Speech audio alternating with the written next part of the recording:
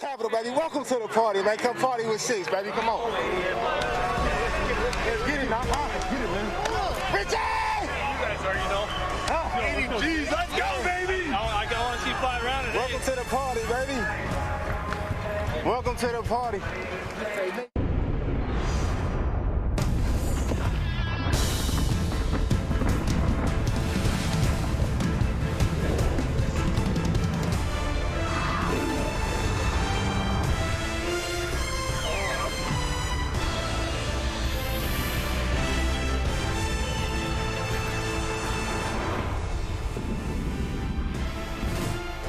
After signing in the offseason, this is now Drew Brown's team as the former Blue Bomber backup looks to emerge as the next great starting quarterback in the league. At the other end of the field, we'll see a lot of Caleb Evans tonight as the veteran backup looks to solidify his role behind Cody Fajardo as the defending champs are in the nation's capital for one final tune-up. Hi, everyone, and welcome to the CFL on TSN. Mark Rowe alongside two former Grey Cup champions and Jim Barker and Enoch Moambud.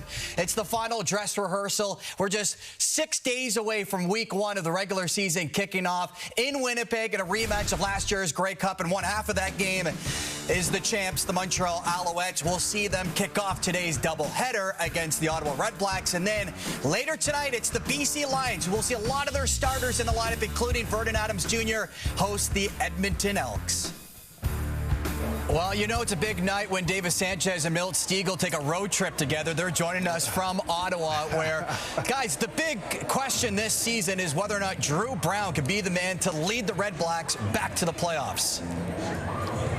Yeah, he's the one to watch. We out here warm-ups, a lot of names that we're not familiar with, a lot of rookies out here. The second preseason game on the panel, there's a rook on the panel too. Mark Rowe, another rookie out there. What should they do to him tonight? He may need to join a no hair club. Cut off that beautiful locks. Cut it off? Yeah, cut it off. Rookie prank? All right, we're going to cut your hair off, rookie Mark Rowe. Anyway, back to Drew Brown. Drew Brown, make no mistake, what they're doing, there's not quarterback. Quarterbacks are hard to find, so you can't find a good quarterback in free agency. You got to bet on potential, and that's what we're doing with Drew Brown. It's potential. They haven't seen a lot from him in Winnipeg, but they believe in what they've seen, and they made him their franchise guy. 4 for 6 last week. No touchdowns, no turnovers, but they love his big arm.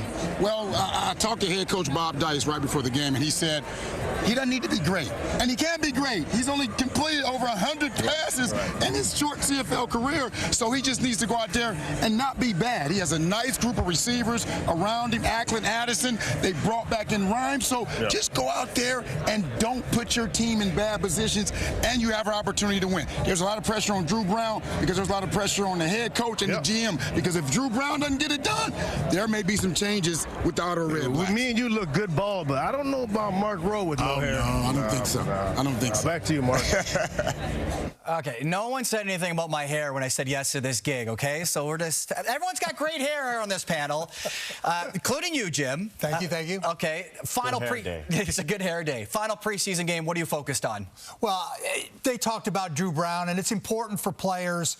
It's important for them to get going, and Enoch will talk about that in a second. For the GMs, this is the worst 24 hours that you spend the entire year, because you're going to watch this game, get some ideas. You're going to then sit down with the coaches, watch the game, and then you're going to end some careers, and that's never a fun thing to do. You've got to make decisions on who's going to be on your practice roster. So, Enoch, what's it like for a player this last game? Listen, Coach, as far as a player is concerned, today could be a make or break day as well. And you got to go out there and show exactly everything that you got, because there are a few guys on the roster right now that are bubble guys, and those guys have to come out and show up. A lot of the times you know exactly who it is, and you need to come up and show up. All right, so not an inevitable position if you're the coaches of these teams as well. A lot of evaluating, and when you're thinking of the Ottawa RedBlacks and trying to end that playoff drought, changes have already been made in the offseason. So it's going to be a big-time evaluation process for Bob Dice and Jason Moss. Kickoff after the break. Rod Smith, Dwayne Ford with the call from TD Place.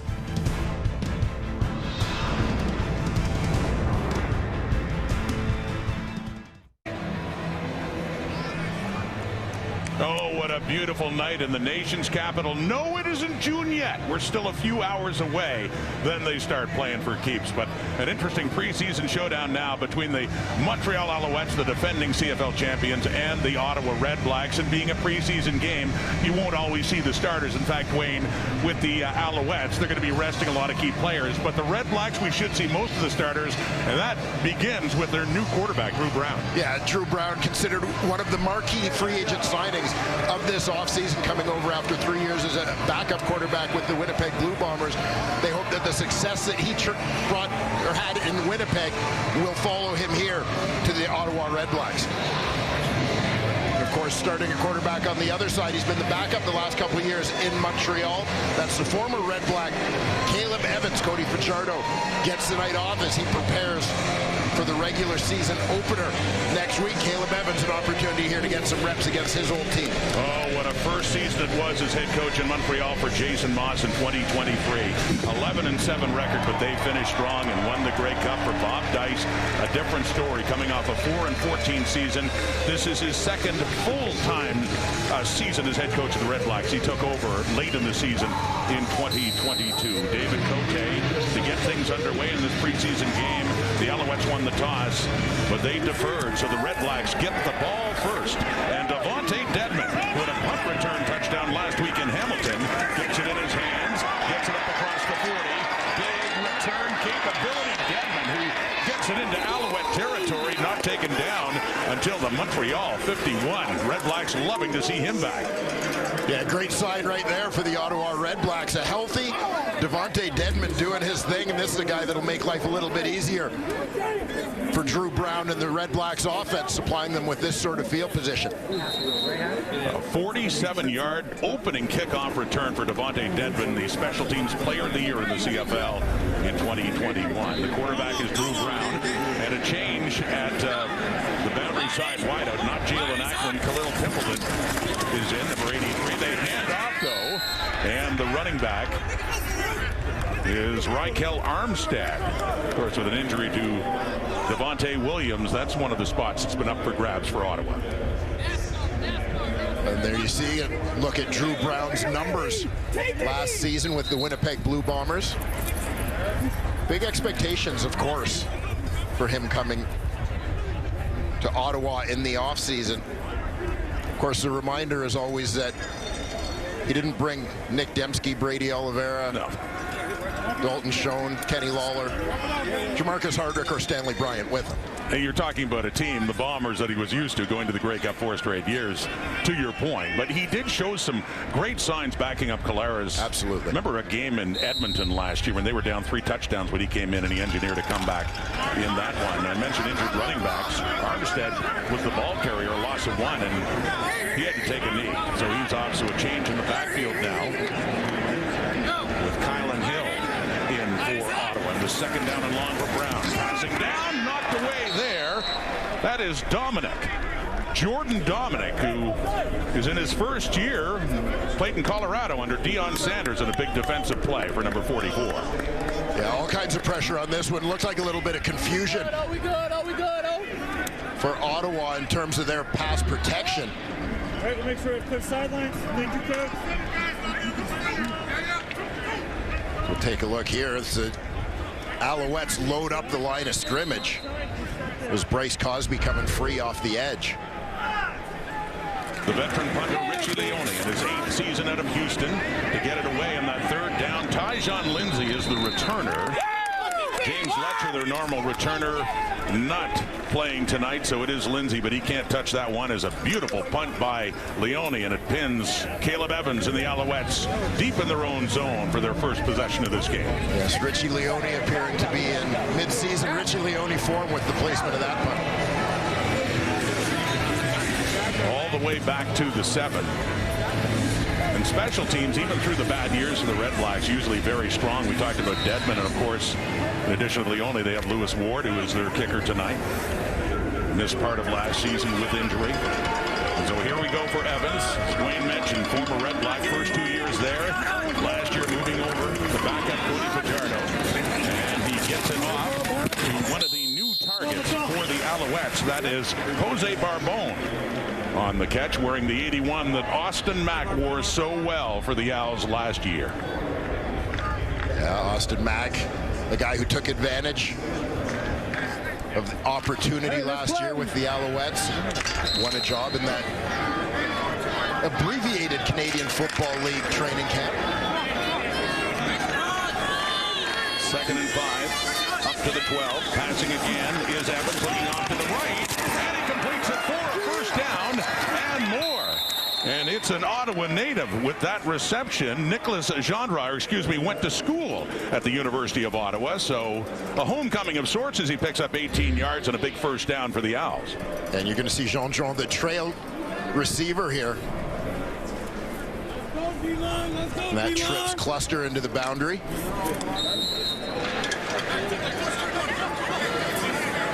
Quick hitter, just looking to create a little bit of confusion amongst the defenders with that formation in motion. Gets it up to the 30. First down, running back Stephen Scott has the ball. Running back, another question for this evolving Montreal offense with the changes. Of course, William Stanback going over and signing with the BC Lions. So they do have Walter Fletcher not playing tonight, but Scott looking for a job in that Alouette offense. And certainly some Canadian depth at that running back position as well, with Jeshurun Antwi, but as well the free agent signing of Sean Thomas Erlington from Hamilton. So options available for the Alouettes in terms of primary ball carrier. Scott stays in the backfield. 5 receivers out on that second down and long, and a toss there by Evans, and it falls incomplete. So a 3rd and 9, and the punting unit will be coming on for Montreal.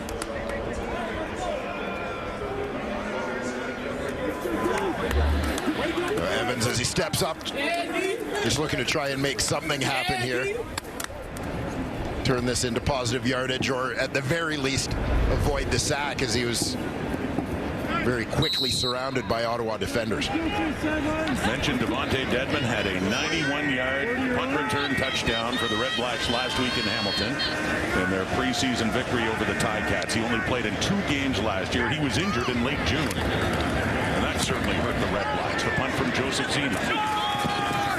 Dedmon comes in, takes a hop, picks it up. He'll get the no yards call as well as he gets it up to the Ottawa 50 and tacks some yardage on. Just a 34-yard punt. Ottawa's 2nd possession for Drew Brown and company coming up. Well, I mentioned that refreshing sight for RedBlacks fans last week. Yes, just a preseason game, but still, Dwayne, we remember how explosive Devontae Dedmon could be when he came into the CFL in 2019. Yeah, an absolute game changer for this Ottawa RedBlacks team, and this just a reminder of what he can do when at 100%. You mentioned earlier Dedmon missing most of last season, and for RedBlacks team playing a lot of the year with the young quarterback in Dustin Crum. Man, hope everything good back in VA. They certainly could have used some shorter fields in the contributions of Dedmon in the return game. They have one now, starting at the Alouette 50 for Brown. Takes the handoff, rolls up to the right. Get off field! Throws it off to Braylon Addison in his 2nd year with the RedBlacks, and he missed a good chunk of 2023 because of injury. Yeah, and I'm intrigued to see what Braylon Addison does in this Ottawa offense this season, in part because he's theoretically a year healthier coming off major injury, but as well, Tommy Condell, now the offensive coordinator here in Ottawa. Addison was a monster in Hamilton in Condell's offense. A gain of 17, Addison, so first down inside the 35. The Alouettes for Brown. He's hit as he throws it, and his falls incomplete, so he took a shot just as he was getting rid of the football. Jordan Dominic, who knocked one down earlier, in on the act again. Yeah, up at the top of your screen coming off that edge. Jordan Dominic, that spin move to the inside, drive the offensive tackle upfield. He anticipates an outside rush, contained rush from the edge player. Just overcommitted as Dominic spun back to the inside to make a play. There's been some changes, too, to the Alouette defensive front from one year to the next. Dominic making an early impression. Brown facing heat again and is forced to just throw that one away. Well, it may be a lot of inexperienced players as you see Alouettes first-round pick, Jeffrey Cantin-Arcu, getting the start at middle linebacker tonight, making a play on this one. Young man who started his collegiate career at Syracuse, finished up at Memphis. Getting after Ottawa's new quarterback. Cantin-Arcu, 9th overall, the first pick by the Alouettes in this 2024 draft. And that leaves a field goal situation coming up here now, with a flag coming out and moving back 5 yards to the 45. So a flag was thrown here against Ottawa. It's a loss of down. It's 3rd down. Flag was thrown just as Ottawa was getting lined up. They get marched back a few yards after the intentional grounding call. I think a quick review by the command center influencing that one. So a 52-yard try now for Lewis Ward instead of a 47. One of the all-time greats in the history of the CFL. Lindsay back for it, but it is through. 52-yarder puts the RedBlacks on the board first in this final tune-up game before the regular season begins. 3-0, Ottawa.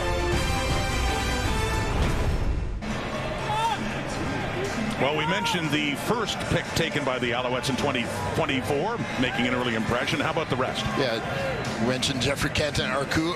Arthur Hamlin is actually getting the start tonight at free safety. DB who is actually from here in Ottawa, so a chance for him to play at home. But this is a Montreal team, when you look at their Grey Cup championship, it's a team built around the draft, built through the draft. When you consider contributions from high picks like Marc-Antoine Dubois, Pierre-Olivier Lestage, Tyson Philpott, Kian Julian Grant.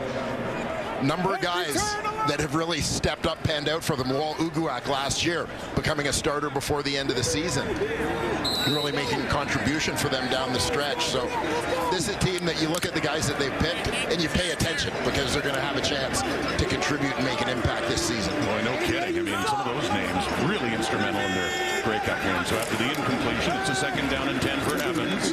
Steps up in the pocket, wants to take off. He ultimately does, but nowhere to go as he is escorted out of bounds by veteran middle linebacker Javon Santos-Knox. So it'll be a 3rd down coming up. Montreal to kick it away.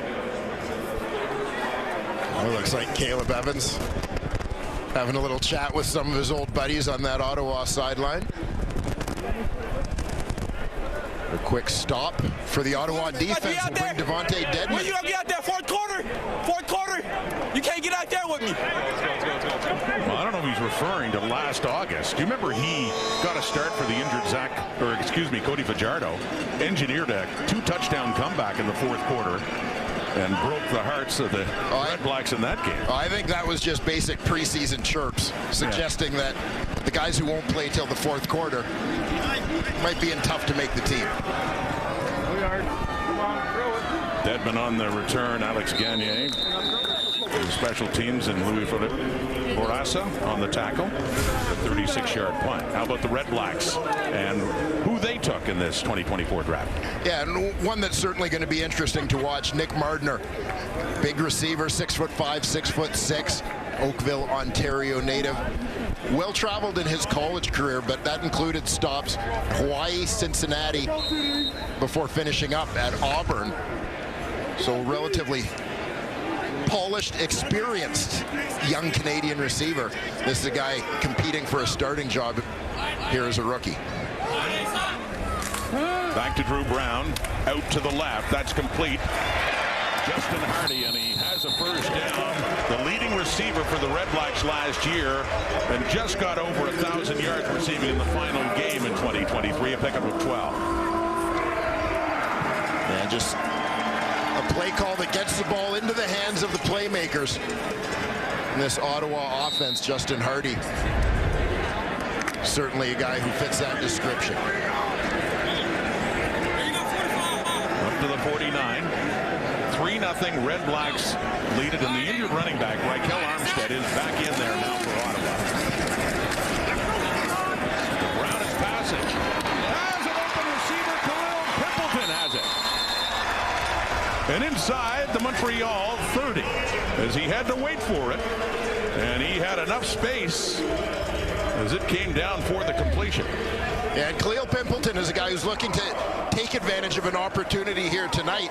Ottawa going with, as we've talked about, a number of their starters, most of their starters here. Jalen Ackland sitting out with minor injury, just precautionary decision for them to sit him in this ball game. Cleo Pimpleton is the guy who's going to get the greatest benefit in terms of reps from his absence.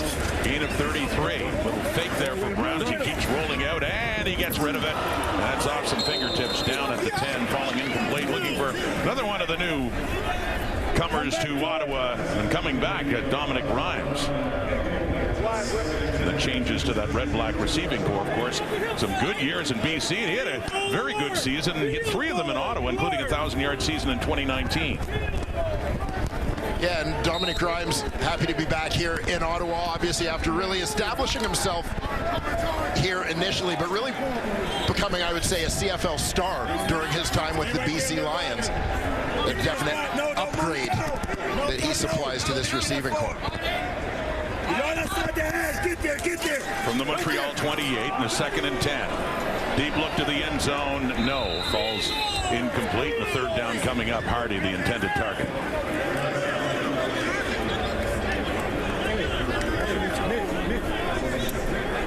Arthur Hamlin with him. You mentioned getting to start at safety. Marc-Antoine Duquois with that spot. And what a great year in his 3rd year Duquois had. But Hamlin with great lineage when it comes to Canadian football. Grandfather, an uncle are Grey Cup champions. Father briefly playing in the CFL as well. And from Ottawa, so coming home here with the Alouettes. Getting the start as Lewis Ward will try to go 2 for 2 and a shorter one this time. He had a 52-yarder earlier.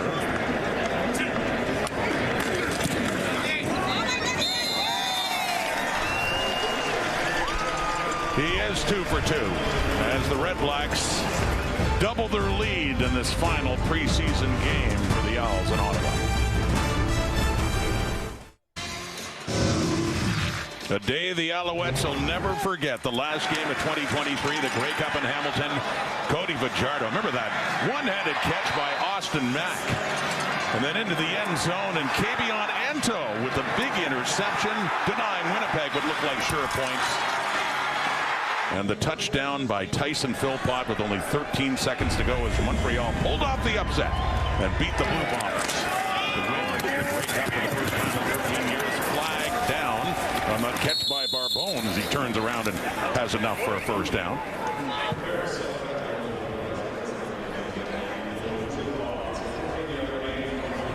Excuse me, no flag. Looked like there was after he caught it. So Barbone with a couple of catches in this one.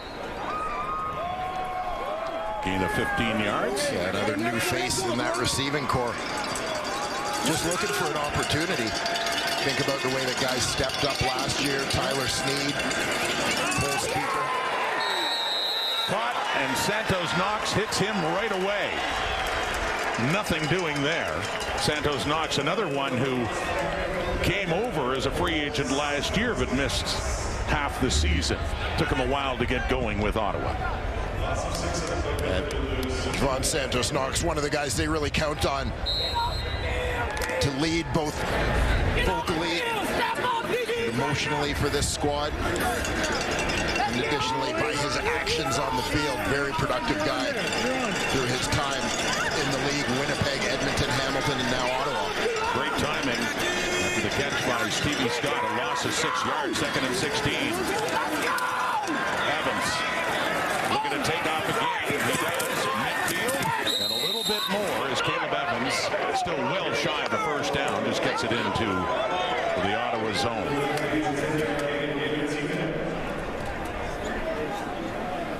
And a 3rd down coming up.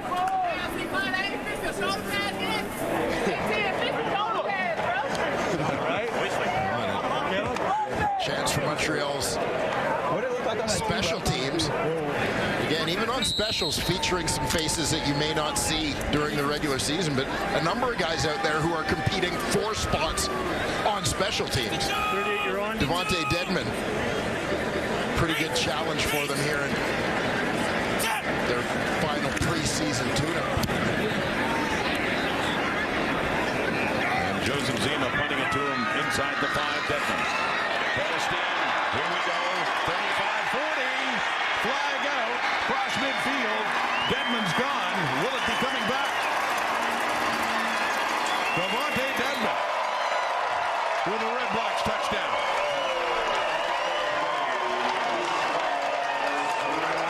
But pending the call. Well, regardless. During the return, holding Ottawa number 42. 10-yard penalty, first down Ottawa. So they flagged James Peter on the hold, but I was going to say regardless, Dedmon certainly making a statement in the preseason that he still has the skill set to get it done with those explosive returns.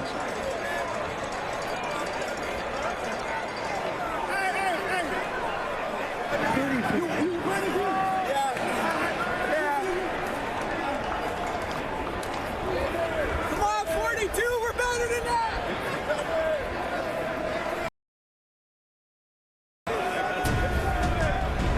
So instead of a touchdown, it is called back. RedBlacks leading by 6, but they'll start back deep in their own zone.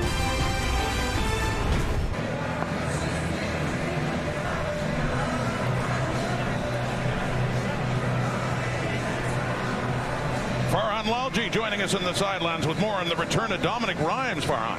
Yeah, you guys mentioned the homecoming for Rhymes after spending his first 3 seasons in Ottawa and the last 3 in BC. And he said to me when it was pretty clear that the Lions and he would part, it was a no-brainer for him to come back here. He stayed in touch with a number of those players from when he was here the first time. They tweeted at general manager Sean Burke to encourage him to get Rhymes back. But more than anything, his fiancée, Mackenzie, is from the Ottawa area here. So he says it's been so refreshing that during training camp and when we practice on off days, I can come home and I can spend the time with her. But he comes back as an established star, and he's such a critical piece of this Ottawa RedBlacks receiving core. And he believes they can be just as good as some of the vaunted Lions receiving groups of the last couple of years, because as long as he's healthy and Braylon Ackland's healthy, or Braylon Addison, I should say, that gives them 4 guys with 1,000-yard receiving resumes. And, you know, they can all play off one another. It's also allowed them to get back into the right spots. Rhymes is now playing at the number 2 strong spot, so he's a little closer to the ball than when he was in Ottawa last time. And Ackland gets to go back to the boundary side X position where he can be more effective. So he just thinks they're all going to be better off as long as they stay healthy. The sky's the limit. Certainly loving to have Dominic Rhymes back in Ottawa, Farhan, and you saw Khalil Pimpleton, who with Ackland out is getting the start in that spot tonight and just had the catch. Yeah, but a great point by Dominic Rhymes in terms of the resume, the CFL accomplishments that exist within this receiving core if they can all come together at the same time. Great opportunity here in these divisions. With the pressure coming, and Brown gets it off. A short gain there, if any at all, actually. Could be a loss of a yard or 2 for Justin Hardy.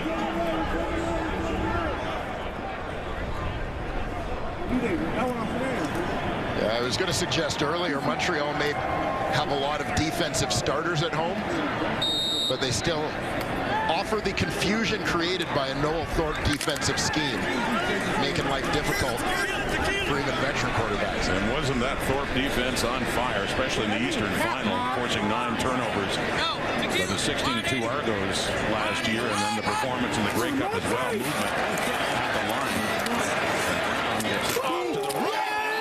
Rhymes is popped. Hit hard just as the ball came in. Bryce Cosby. And Rhymes is slow to get it. Offside, Montreal number 97. It's 5-yard penalty, repeat, second down.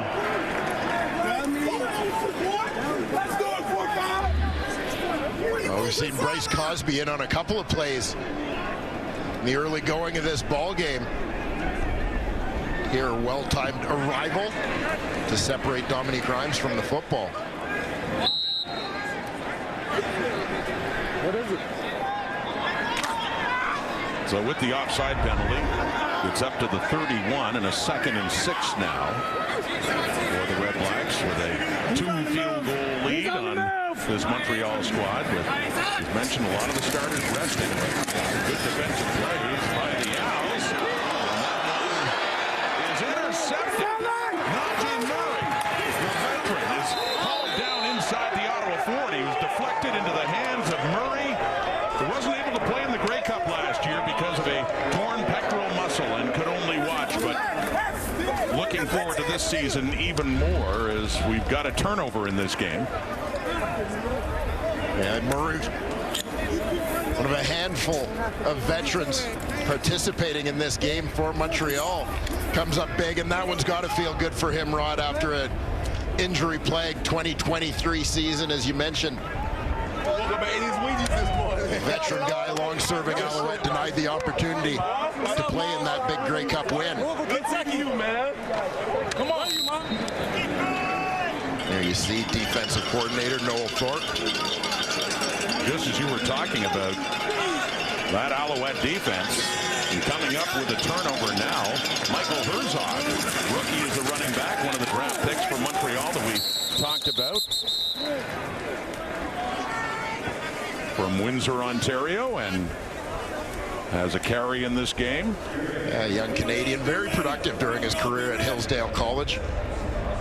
You know, some may see him as a little bit undersized, but great work ethic, grinder guy, you can certainly tell. Takes his training and preparation very seriously.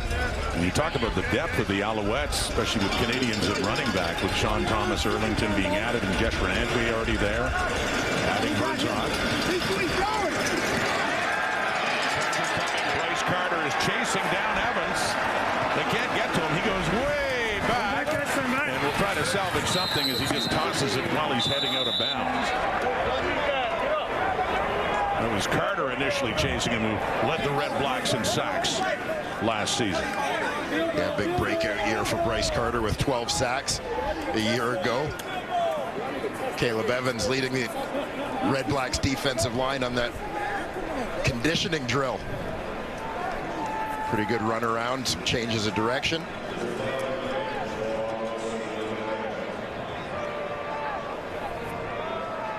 Well, as it is right now, 2nd and 7, we see a flag out. Intentional grounding. Montreal number 3. It's a loss of down. It's 3rd down.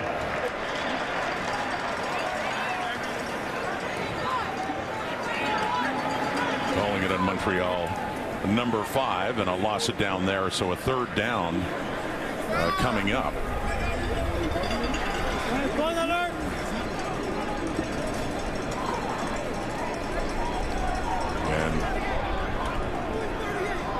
Ball way back, close to midfield. Spotted at the Ottawa 52. So Dedman in, had a punt return touchdown called back by penalty last time around.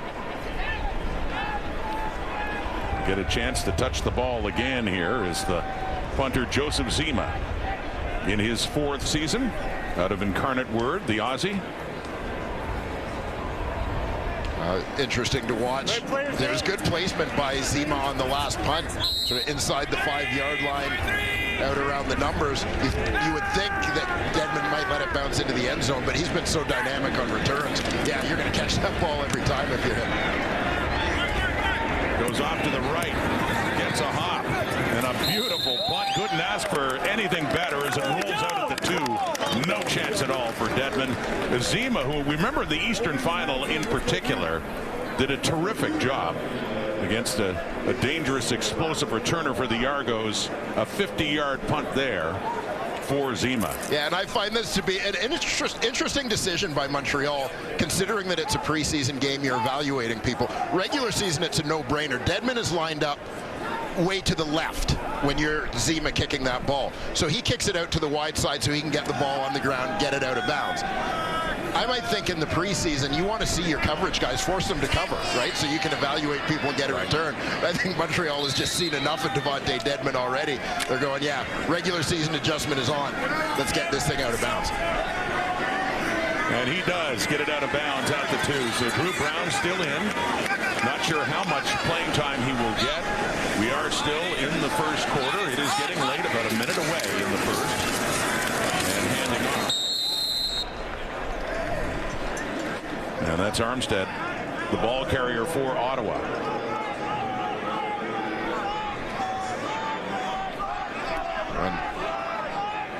This field position, as we talk about all the time, the limitations that you have in terms of your play calling. from this position on the field. Not just in terms of managing risk, because you may be handing the ball off in the end zone or dropping back into the end zone, but also because if you are dropping back, you've only got a portion of the field to work with, because you don't want to have to deal with throwing the ball around those goalposts. Drew Brown is 5 for 10 for 73 yards. Has thrown an interception as well. Working from his end zone in the 2nd and 8. Over the middle, it should have been caught, but Rhymes saw it go in and out. So instead of a first down, Ottawa will have to punt from their end zone.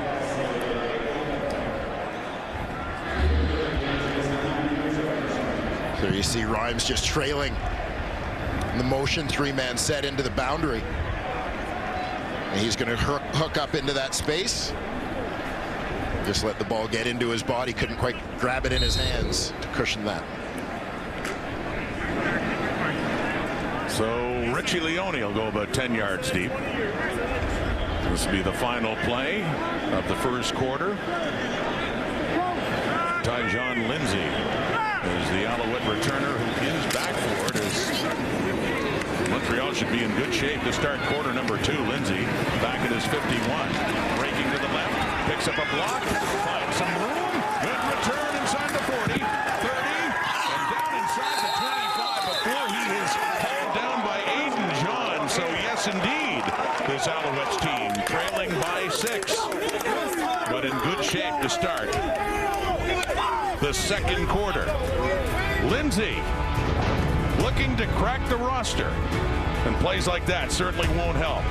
Nice return. Alouettes have the ball when we come back.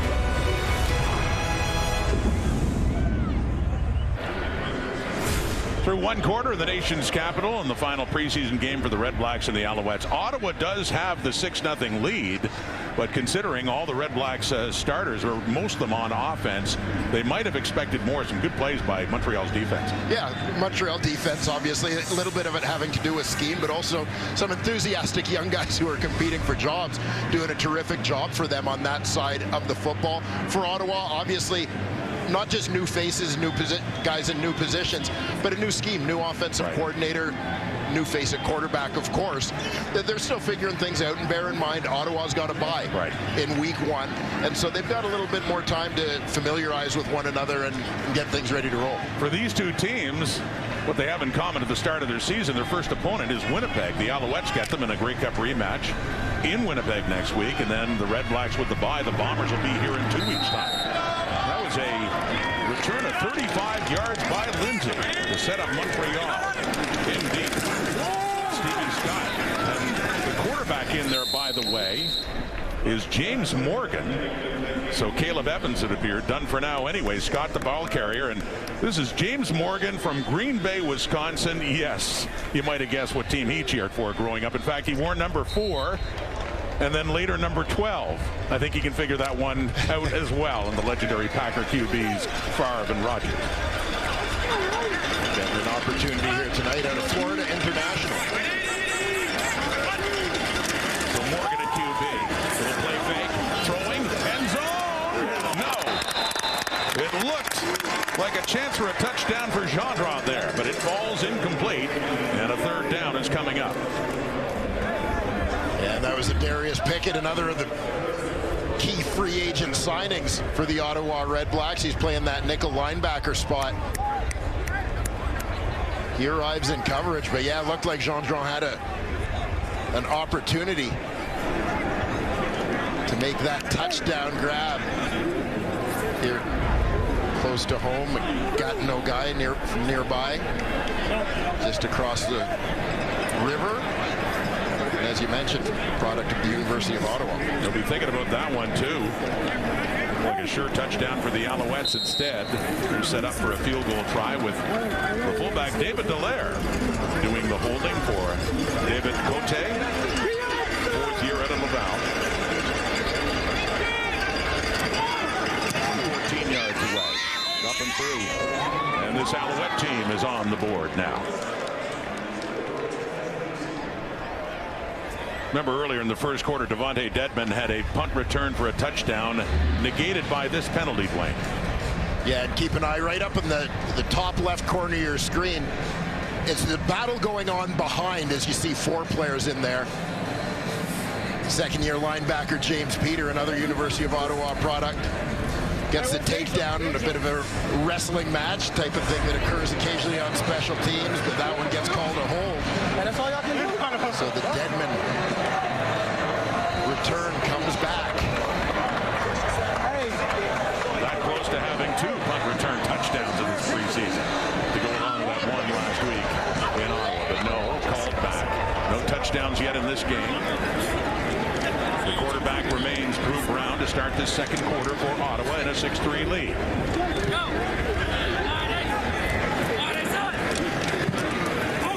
Tossing it inside. Braylon Addison on the sweep. Up near the 50. Addison. Very close to a red-black first down. I mean, this is Braylon Addison, Tommy Condell, Hamilton a few years back. Bread and butter stuff getting Braylon Addison involved in the run game. He's coming from the right side of your screen in motion. Just that little underneath toss and turn it up. So attacking in the run game from all different angles, all different gaps on the field. And exactly 10 yards. So a first down, RedBlacks.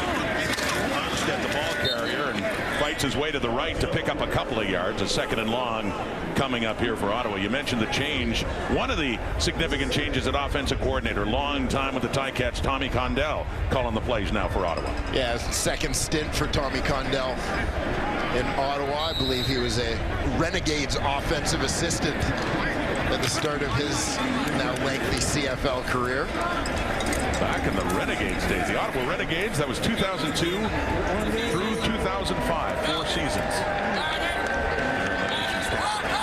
9 more years before the RedBlacks were born.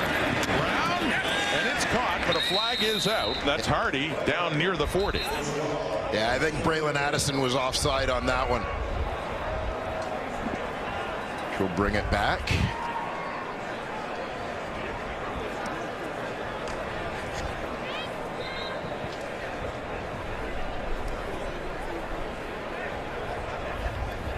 Antonio Moultrie, injured Alouette.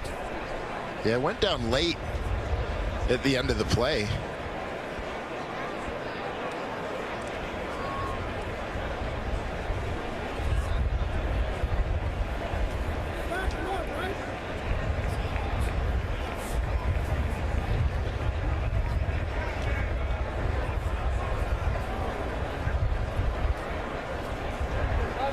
We have offside against the offense and the defense on the same play.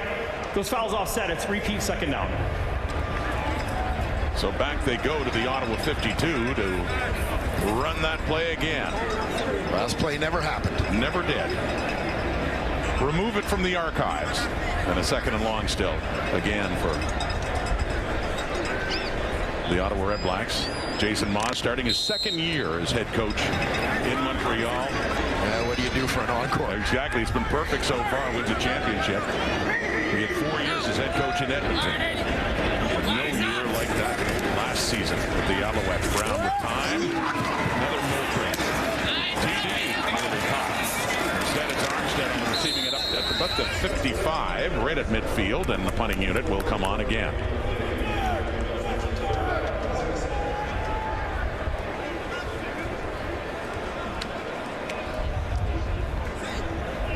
So another penalty perhaps haunting the Ottawa RedBlacks here.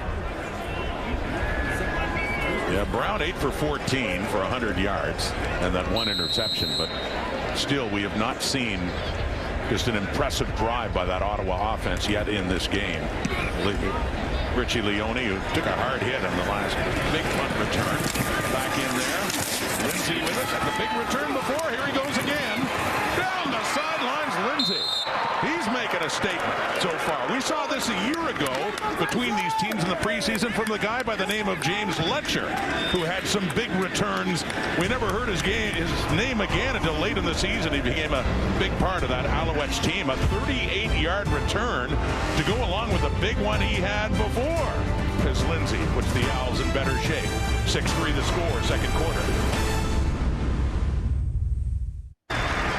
TD Place in Ottawa, the 10th year for the Ottawa RedBlacks. 10 years ago, Lansdowne Park, home of the Rough Riders and Renegades. For a decade of RedBlacks football, and they're still leading by 3. And you see it's James Morgan still in at quarterback for Montreal as he hands it off to Stevie Scott on that carry. Second down coming up. That's an opportunity here for James Morgan to try, not necessarily to earn a roster spot, but maybe to earn a longer look here in Montreal. You also expect to see Davis Alexander in this ball game. Obviously, Cody Fajardo, the starter. And I'm sure, given where he grew up, you're just shocked that he was a Packers fan as a kid. Yes. Imagine being just steps from Lambeau Field. The Ottawa 53, Morgan.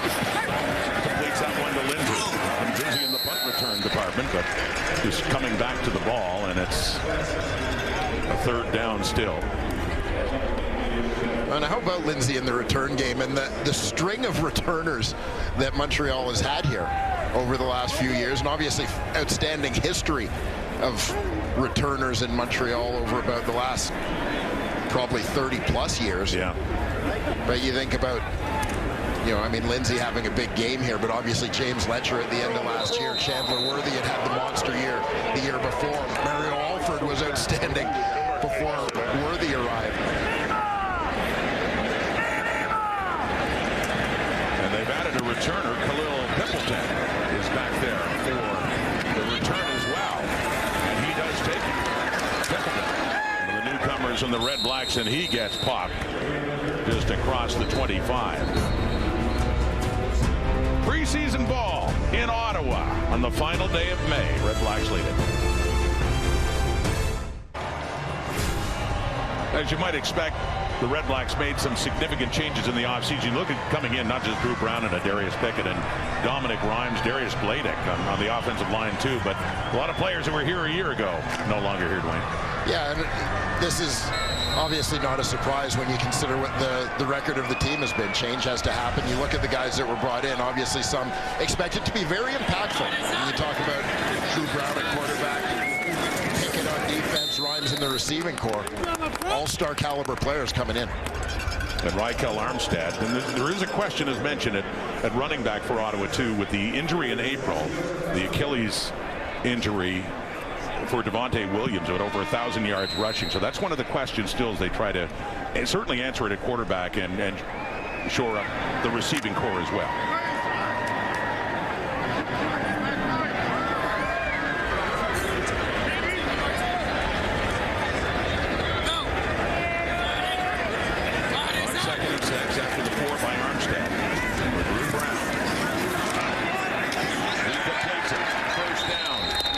With it. They get up close to their 40.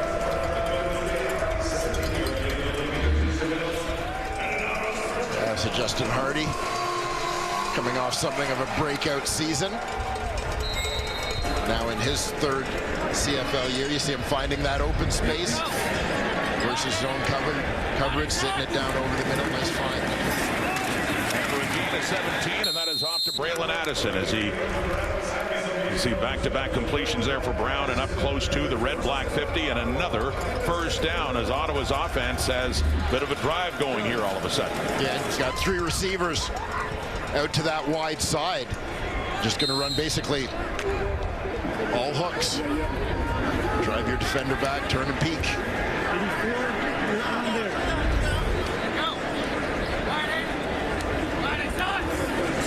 Number 49, Brown. Pimpleton gets it down near the Alouette 50. 3 straight solid passing plays, and this one, if not a first down, is awfully close, probably about 6 inches shy. As they work tempo and get quickly over the ball. So on the keeper to get those 6 inches, and the flags do come out on that second down and short.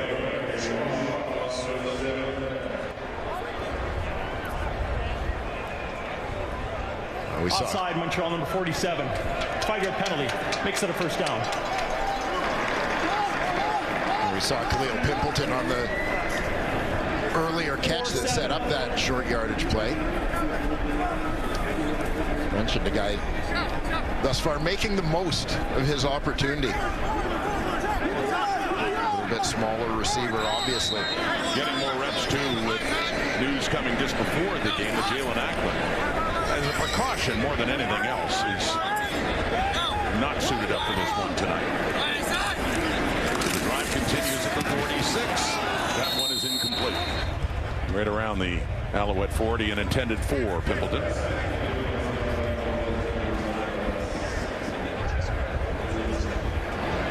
Well, we talk about the signing of Drew Brown, and one of the conversations that I personally have found interesting when you look at Brown and Taylor Cornelius were at Oklahoma State at the same time. Cornelius was the starter, Brown was backing him up, and that may surprise people given sort of the trajectory of their respective CFL careers.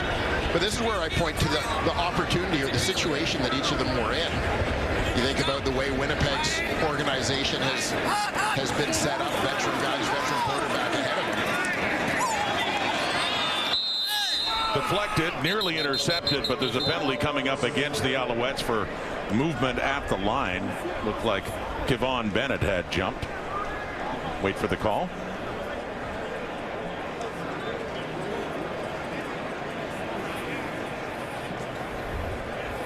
But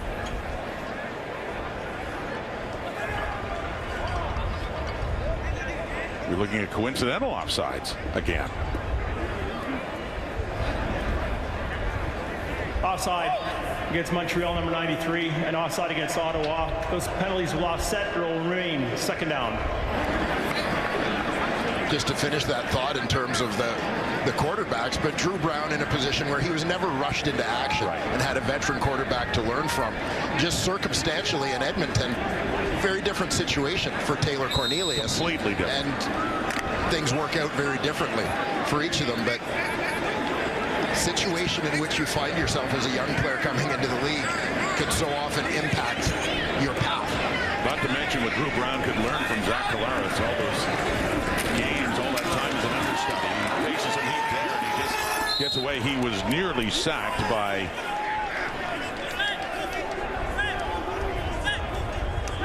that's Ifai Maje, who came in, number 96. So it's a third down coming up here now.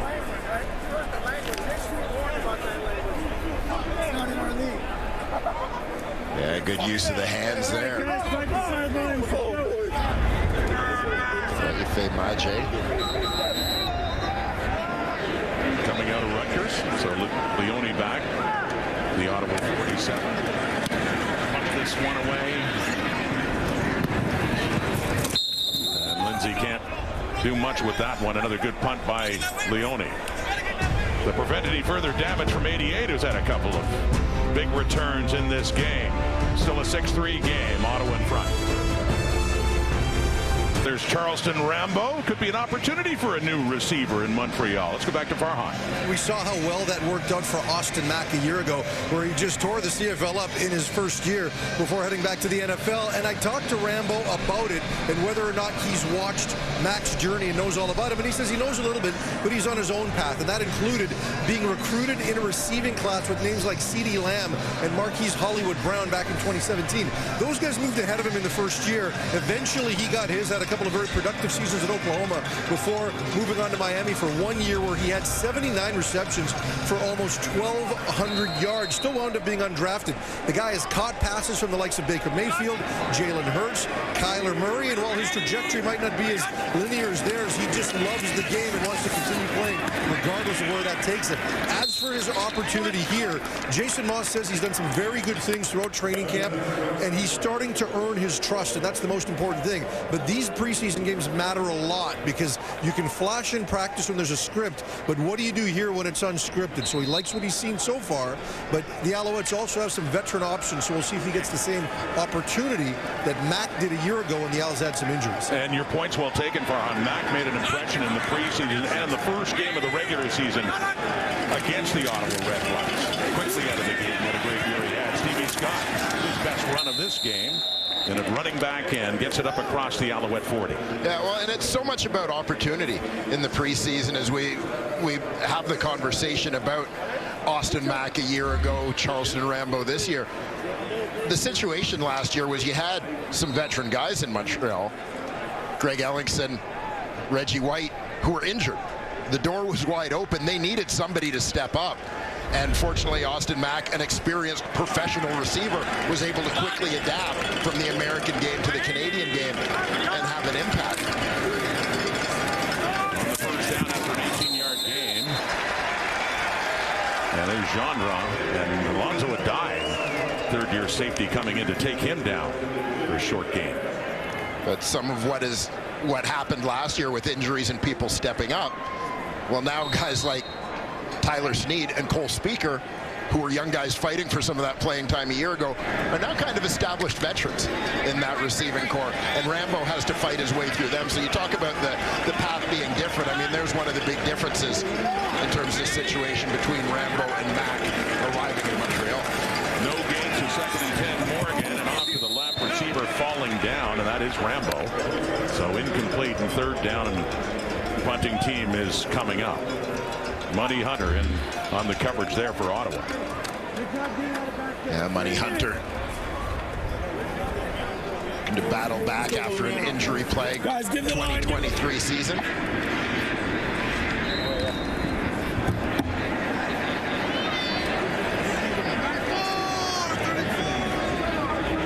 So a new punter in.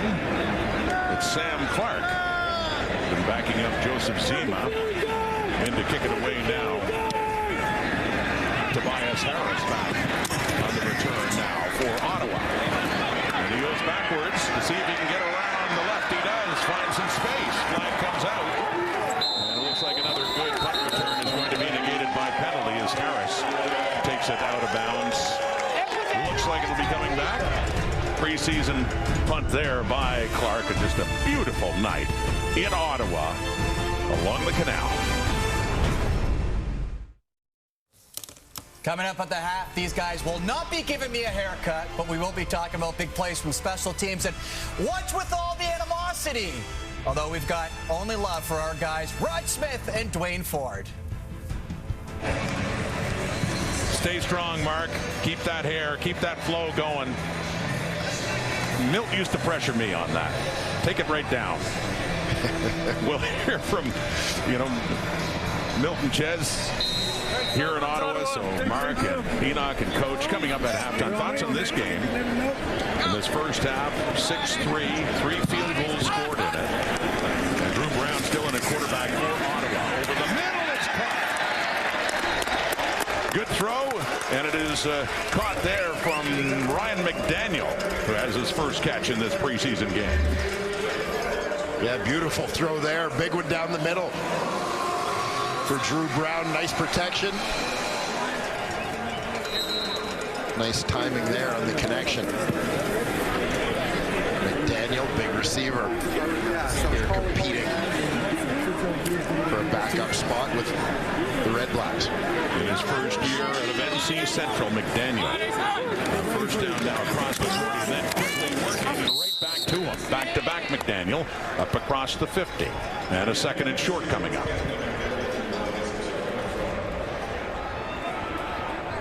Mixing it up there for McDaniel.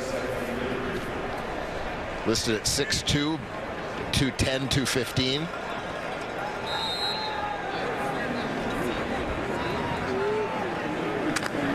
Brown now 13 of 20 for 156. RedBlacks yet to find the end zone. Getting late here in the first half. Down to the 2-minute mark. Running back takes the toss right. That 2nd and 2 does have enough for a first down as they just get up across midfield. Not quite, actually. Excuse me. I jumped the gun there. They're about a foot shy. They spot the football on the carry by Hill, so up at the 52. Is he gonna make a team?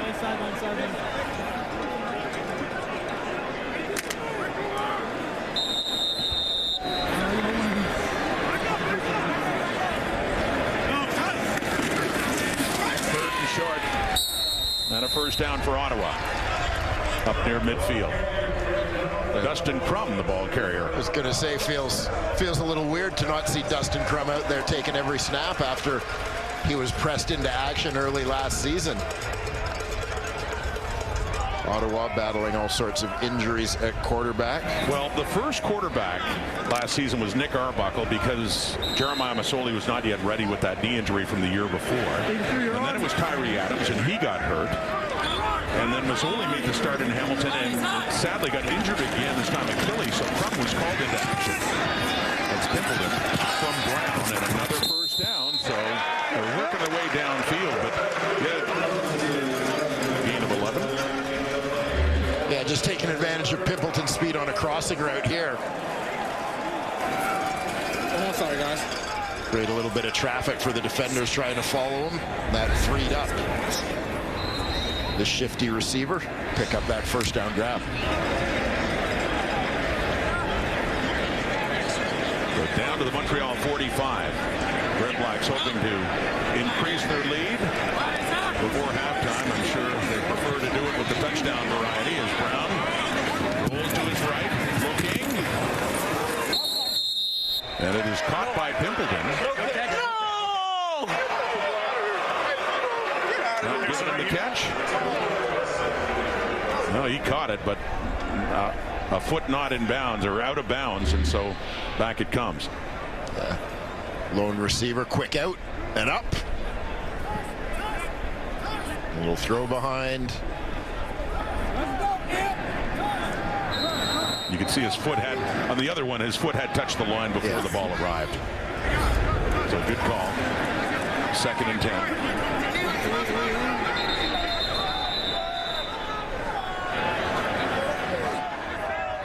Timeout, Montreal. It looks like Drew Brown is going the full first half here as Jason Moss has called a timeout. Remember, one of the first times we really took notice of Drew Brown early in the 2022 season against the Ottawa RedBlacks when Zach Collaros was taken out of the game for concussion protocol, and they were down by a point in the final minute. He went 3 for 3, drove them down. They kicked the field goal and beat the RedBlacks in that game early in the 2022 season. Our first indication that the stage wouldn't be too big for Drew Brown. Tough situation to be pressed into action. He got the job done. The 2nd and 10, flags out again, and is caught. It is complete. Is it coming back?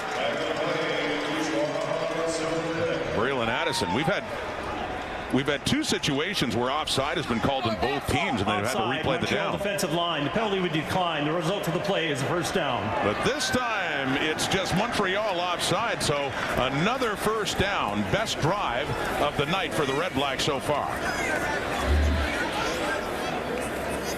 Yeah, you saw right over the center. Early movement. Doesn't matter to Drew Brown. As he hits Braylon Addison. At the Alouette 32, it's 1:14 in the clock until halftime. Quickly working again to Addison as he gets it down closer to the 25.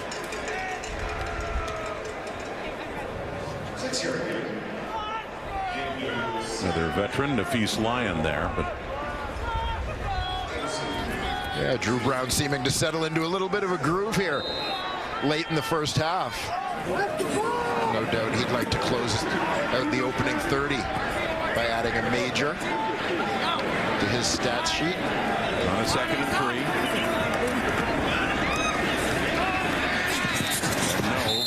3. No, looking for McDaniel again, but not close enough as it's a 3rd down coming up. And Brown goes to 17 for 26, playing a lot more in this game tonight than he did last week against the Ticats in Hamilton, where he went 4 for 6 for 26 yards. Didn't even play the entire first quarter. Yeah,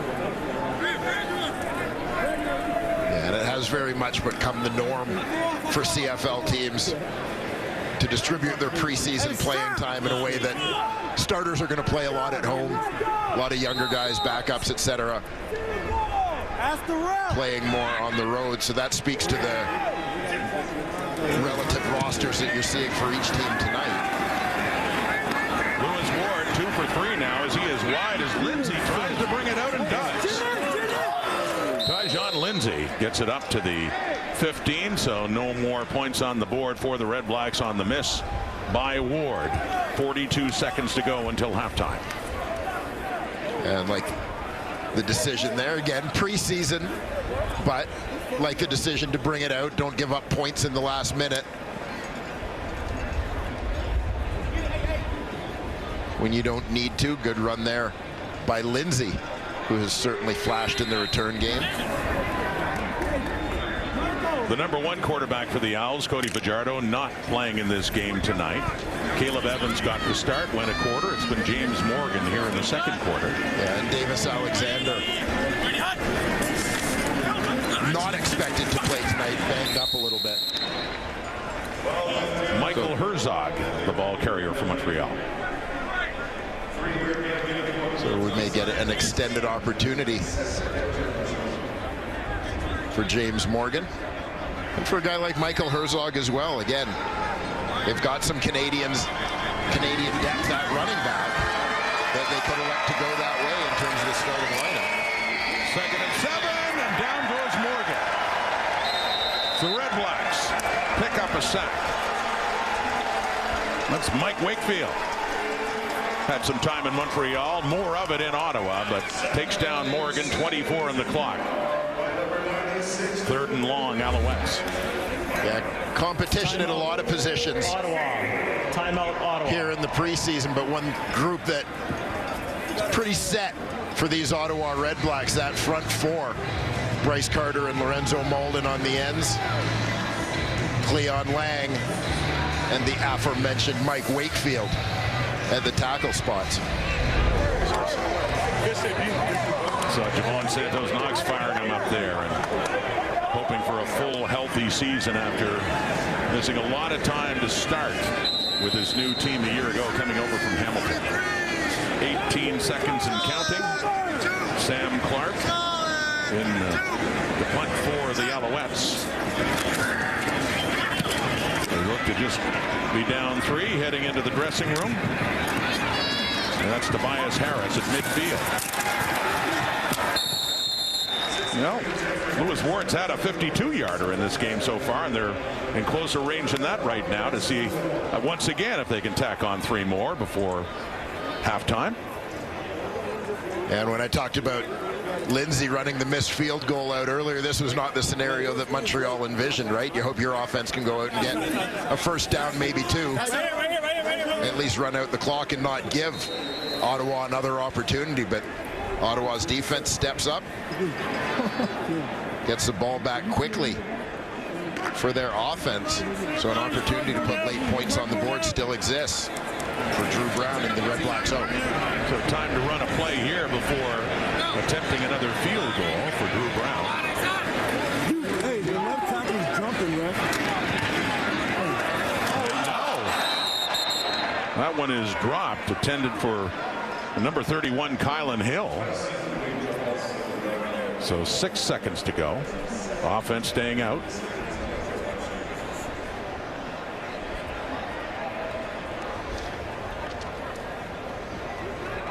So maybe time for one quick hitter to try and get it into field goal range, but we'll see. They may opt to just take a shot at the end zone here. Maybe preseason game. Good work quickly. And down goes Braylon Addison with the feast lion there. So now Lewis Ward will come out and benefits from getting a few more yards from that decision to go with one quick play with 2 seconds left in the clock. And scrimmaging at the 36, so it'll be about a 43-yarder. Being put down right at the 43 for Ward, who was mentioned as 2 for 3. His first one, though, at 52 yards the other way back in the first quarter.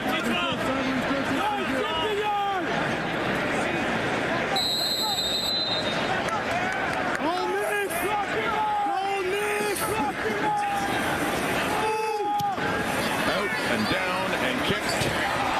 And it hit the upright. So Ward goes 2 for 4. And a couple of shots at adding to this lead. It stays at just 3 points.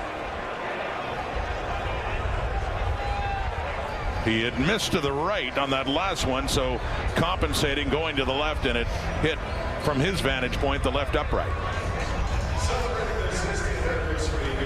Well, even Lewis Ward working out some preseason kicks. Preseason football. And in particular for the RedBlacks, who was mentioned,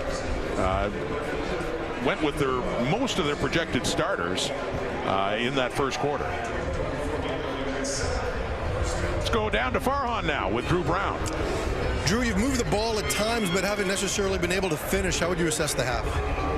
I mean, we did as bad as we possibly could. I think we got to focus. I mean, we got to come out here and play with some intention. I think that we might have a little bit of, at least offensively, like it's a preseason game. It's not a preseason game. This is our first opportunity to come out and compete as an offense, as a #1 offense. We got to be better. I got to be better. Everyone has to be better. You don't have Ackland. Looks like you're not going to have Rhymes for the rest of this game at least. Does that matter at a time like this? I mean, those are great players, obviously, but we got plenty of talented young guys, and we expect them to come in and do their job. Drew, thanks for this. Good luck in the second half. Appreciate it. And we do expect Drew Brown to see some time in the third quarter. But for now, let's send it over to Mark Rowe in the panel. Thank you, Farhan. In the panel consists of Jim Barker and Enoch Mwamba. Drew Brown is not approaching this like a preseason game. Very critical of Ottawa's offense. And Enoch, when the score is 6-3, naturally the first topic is special teams. Absolutely, special teams. And you saw a lot of sparks on special teams, including a guy who everybody knows across the league can be dangerous in Dedman. And he's got a lot of returns already. Right now, 104 in total, both in punt as well as kickoff. And he had one called back, Mark, that one mistake really could have been another touchdown on the board. He had one last week. And so now you look at him in Ottawa, and then on the other side, you got Lindsay, who's making a lot of noise. He's got a lot of competition. I mean, Montreal already likes Letcher, but he's coming in here and making it hard for the coaching staff and management to make a difference and to let him go through the door. And so now, what is going to happen in the second half for those young guys? 11 punts in that first half. We know that the final score is somewhat secondary in the preseason because, Jim, there are competitions within the competition, including at right tackle for Ottawa. Right. To me, that's the biggest competition on the field is 2 years ago, the second pick in the draft, Zach Pelahos, against Dante Bull, last year's first pick in the draft. This is Pelahos. He misses one, then he has one. This is Bull. This is kind of what the coaches do. He goes, he gets hit, gets knocked off, can't block anybody in the run game, and then here, boom, he stays with the guy, blocks. That's what you have to do to be the guy. One of those guys is going to start at right tackle for Ottawa. They don't know who it is right now. So this second half could be very important for both of those guys. I wanted to show the fans exactly what the things coaches look at, and they'll take plays of each one, and they'll say, here's some a good one, bad one, and which one's going to be the best for us. All right, so Ottawa's up 3 at the half as we welcome in two guys who I thought were my friends, Milt Stiegel and Davis Sanchez, because they're insistent that I could get my hair chopped off tonight. I don't know where the animosity's coming from, guys, although that might be the theme of the night, considering what we saw from the RedBlacks and Alouettes. Yeah, and it's been entertaining, being on the sideline and just seeing all the chippiness and smack talking. And Darius Pickett came by us and said, those guys on the Montreal Alouettes who are talking, and they won't even be there next week. So it's been very entertaining what's going on the sideline. Hey, it's interesting. Pickett did say that, and there was a lot of chatter. Me and Milt, just before that, we're talking to each other. Don't you think there's got to be a baseline of success in the league before you can be in street clothes talking that much smack? Maybe 5 years. Let's say 5 years in pro football. Any pro football, 5 years. Grey Cup victory. Yeah, CFL All-Star. You at least got to be one of those before you're in street clothes jibber-jabbering that much. Yeah, let's get back to football. Yeah, but on a serious note, if I'm the Ottawa RedBlacks right now, I'm concerned. You know, you have all your starters. You're playing against a team, let's be honest, who has no starters. Majority of these guys want to be playing next week, and you're only up 6-3. So there has to be concern with Bobby Dice and what he sees out of his team so far. How much do these starters play in the third quarter? Third quarter, maybe fourth quarter. Yeah, they don't have a game the opening week. They have a bye week, so they have to build up some confidence. And the only way you you do that is getting on the field and making some Say plays. what you want about it only being the preseason. I'm not buying it. This is not a good look for Ottawa. I will say this. The one thing about Drew Brown, he's got a big arm. He's athletic. They're not going to be offense going to dink and dime up the field and have success. I don't see that in them yet, efficiency-wise, but he's got to use that big arm, take shots down the field and make plays. You saw that one big throw off of one leg in the first quarter. More of that is much needed in the second half. And I think I've been talking too much smack to Chaz. I done lost my voice, but I'm going to get it back this second half. Back to you, Mark. Watch your hair, too. Yeah, Milt, save that for the season. Come on. We're glad that you're in Ottawa for all of your gibber and jabbering. It's 6-3 RedBlacks at the half.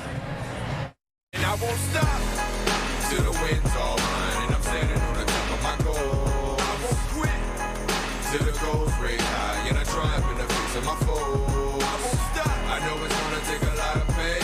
It's a seeded game, but I promise that I won't quit till the winners being crowned. Yeah, I swear I feel it's right in my soul. I won't stop.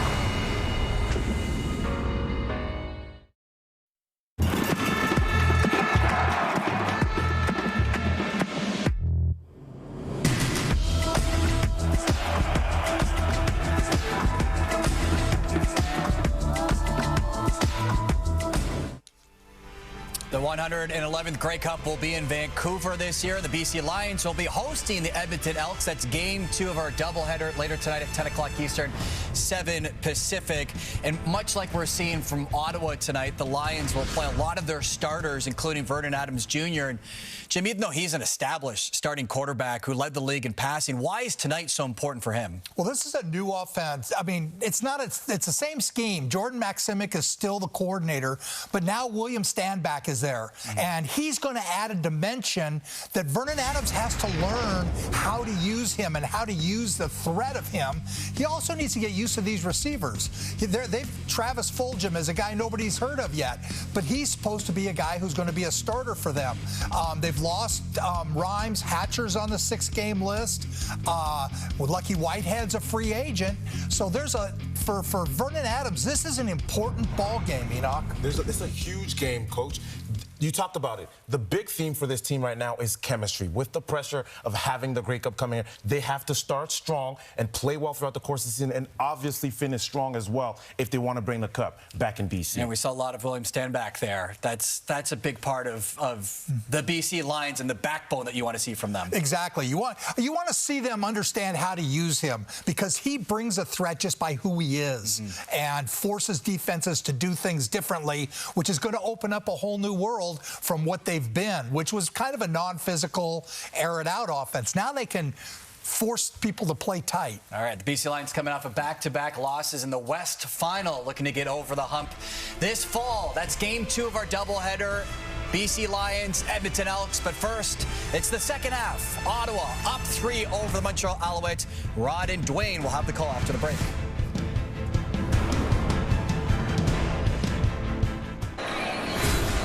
Halftime in Ottawa, Drew Brown in at quarterback the entire half for the RedBlacks. Dwayne, 206 yards, but still, they haven't been able to find the end zone. Yeah, haven't been able to finish, and maybe that green zone offense still needs a little bit of work. They're just a couple weeks into camp, and obviously their starters didn't play much in the first preseason game. So as much as this is their second preseason game, not a lot of reps necessarily for Drew Brown and the starters in a new Tommy Condell scheme that all these guys haven't necessarily played in before. So, like the production, operate on the assumption that the finish will come. Tell you, good punt returning on both sides, including Montreal's Tyjon Lindsay standing by with Farhan Lalji. Tyjon, 105 return yards on 3 returns. Just how do you assess your first half performance?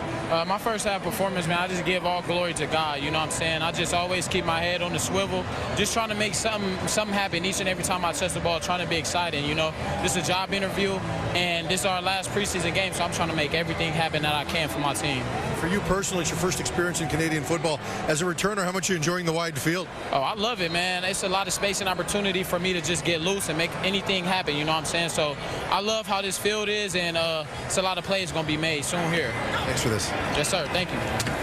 And look who it is. Obviously a recorded interview with Lindsay taking the ball.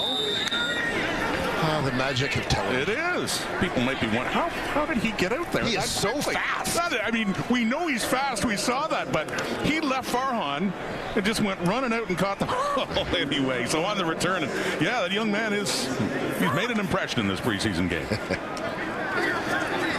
Fucking dogs. We talked about it before in this preseason game between these two teams just about a year ago. We heard the name James Letcher, and when Chandler Worthy got hurt late last season, Letcher came on, and 3 return touchdowns, just dynamic, and had a kick return touchdown in the Eastern Final as well. The importance of special teams in the CFL. And a deep ball, and it's caught down at the 35. That's Charleston Rambo on the receiving end from James Morgan. The thing I love watching this play as it unfolded right underneath us here in the booth is the way that Rambo explodes at the end of this play to go and get the football. Didn't have separation when the ball first went up. In fact, the defender was over top, Money Hunter.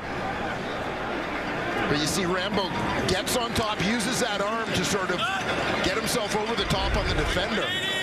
Make that diving grab. Big play for the Owls offense to start the second half. Open through the middle, too, for the Stevie Scott on that carry as he gets it close to another first down. He gets about 9 yards, a little bit more, too, inside the Ottawa 30. You heard Jim Barker talking at halftime about William Stanback's offseason move from Montreal to BC. Stevie Scott, perhaps a guy looking to provide that Stanback type big back. The Alouettes scheme this year. So Morgan keeps on the short yardage. Looks like he has it. Just had to get to the 28. This drive will continue for Montreal.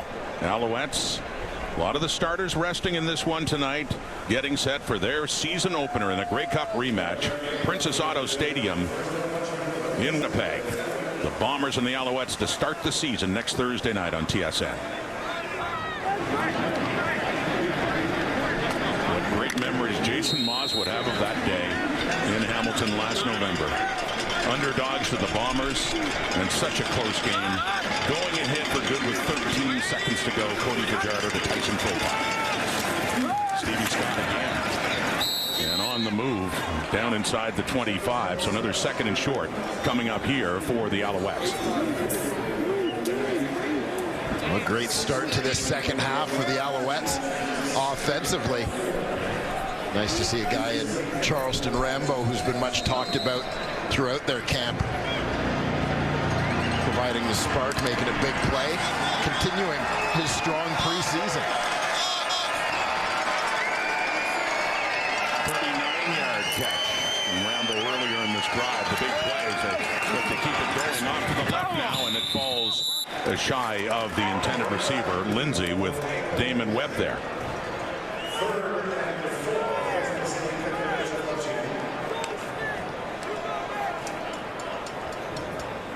Well, field goal team making its way on the field for the Alouettes here, but nonetheless. Good spark here for the offense to get things going, and maybe some confidence that can be built on for James Morgan as we see Jose Maltos. Jose Maltos, remember a year ago, the backup kicker in now for the Alouettes. He had the game winner in the preseason, the final play, and they put him up. They celebrated as he puts that one through to tie this game. They put him up and they celebrated up on their shoulders for Mexican kicker Jose Maltos, 6'6". Dwayne Ford keeps asking me, is it June yet? Is it June yet? Hang on. A little over 3 hours here in the Eastern time zone in Central, where it all begins. A little over 4 hours away. It's June, and the next Thursday night in Winnipeg, Grey Cup rematch. Bombers, Owls, followed by Tiger Cats, Stampeders, Riders, Elks on the Saturday, then the Sunday, the Lions and the Argonauts. Can't wait, partner. Let's get it going. Let's get it going. Another CFL season will begin right here on TSN. We got a tie game third quarter after the Alouettes drove down and got a Jose Maltos field goal. 6-6 and scored. Drew Brown still at quarterback for Ottawa. Oh, off some fingertips and could have been picked off too. That was dangerous.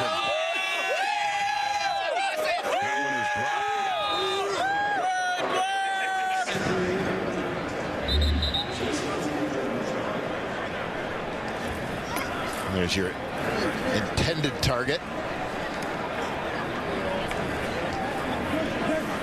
Ryan McDaniel. Getting a lot of looks from Drew Brown tonight, first-year receiver. Did a couple of catches back-to-back in that second quarter. There's injured ball player down for Montreal.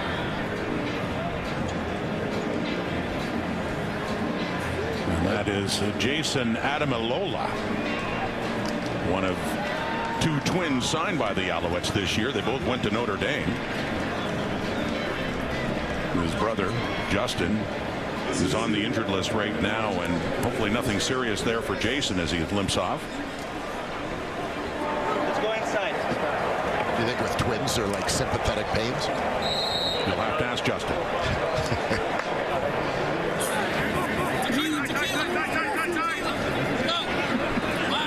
Second and 10. RedBlacks at their 40 for Drew Brown. Throwing again and off some fingertips. Again intended.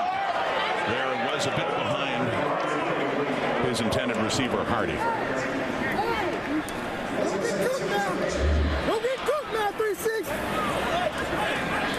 Action getting close to the sidelines here. Just off the hands of Hardy as he gets pushed. Tremendous quickness there by Didier Armagist of RDS. If I'm on the sidelines right now, oh, this is easy work. I am rushing to the top of the hip replacement list.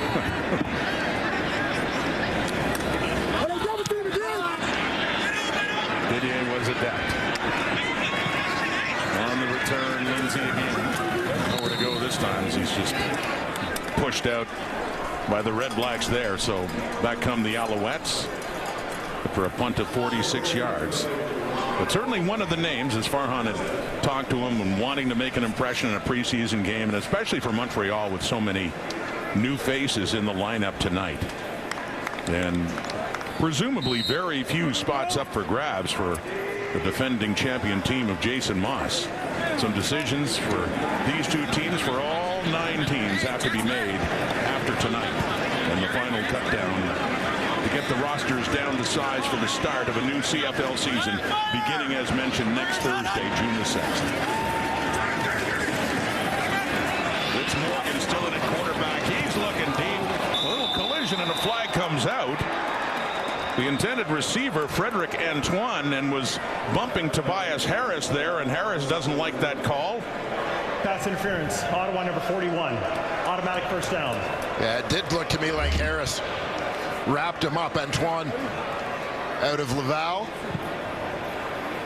Really one of the stars of the CFL Combine. Physically impressive receiver. Never put up huge numbers, but you can see his left arm grabbed a little bit by Harris here as the ball is in the air.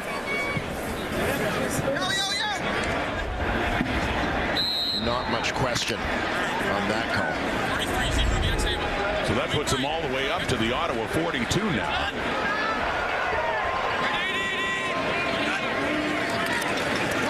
Stevie Scott, right side, breaks a tackle and puts his head down, and he manages to push his way close to another Montreal first down inside that 35.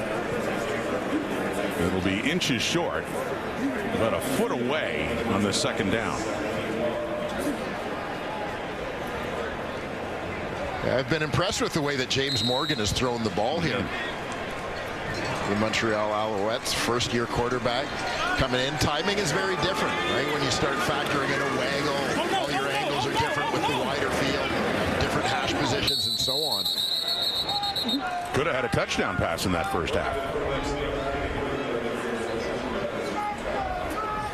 On a well-thrown ball, but Morgan keeping it on second down, and didn't get much, but looked to be enough.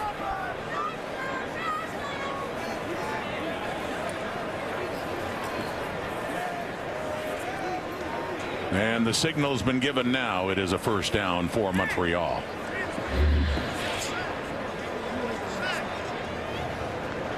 Take a look down in the trenches. Good early push from Ottawa, but on the second effort, Morgan gets it done.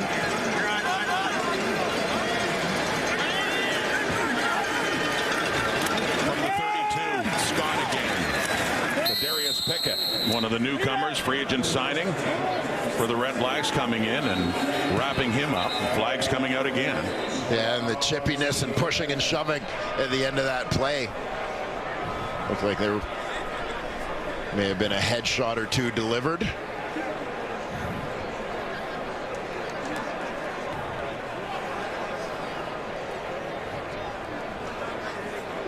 Now, that kind of thing's not going to help anybody make a team.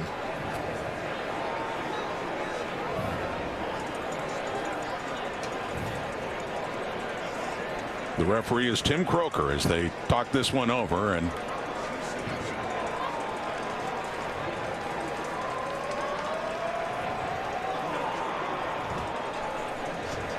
as they're moving the ball up, looking like this is going to be another first down for the Alouettes by penalty. Yeah, I mean, the last shot that I saw delivered before the flag. 15-yard misconduct foul against Ottawa number 9. It's half the distance to goal, an automatic first down.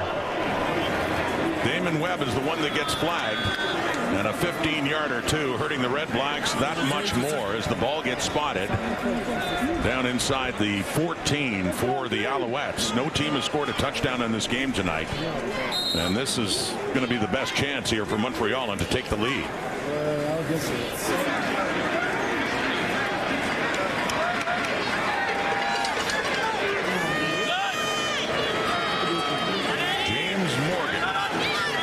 Receivers to the left, taking the handoff, going that way, it's intercepted. Tobias Harris. He got flagged for interference before. He's making up for it now. Biggest play of the game as he's still going, trying to get into the end zone for the RedBlacks touchdown.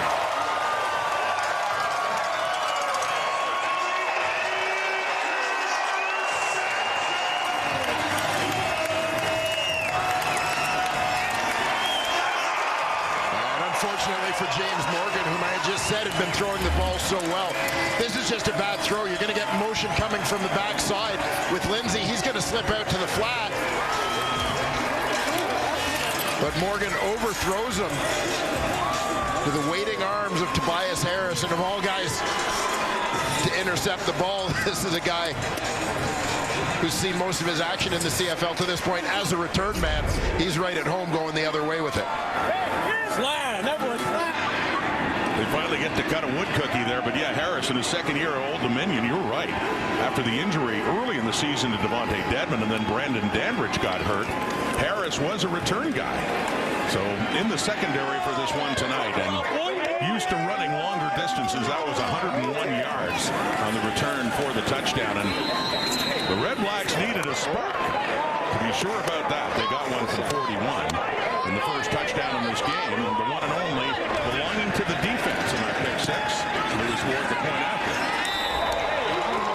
And the RedBlacks lead again, just as the Alouettes look to be taking the lead. Getting in close, it's a 13-6 Ottawa lead. On the touchdown by Tobias.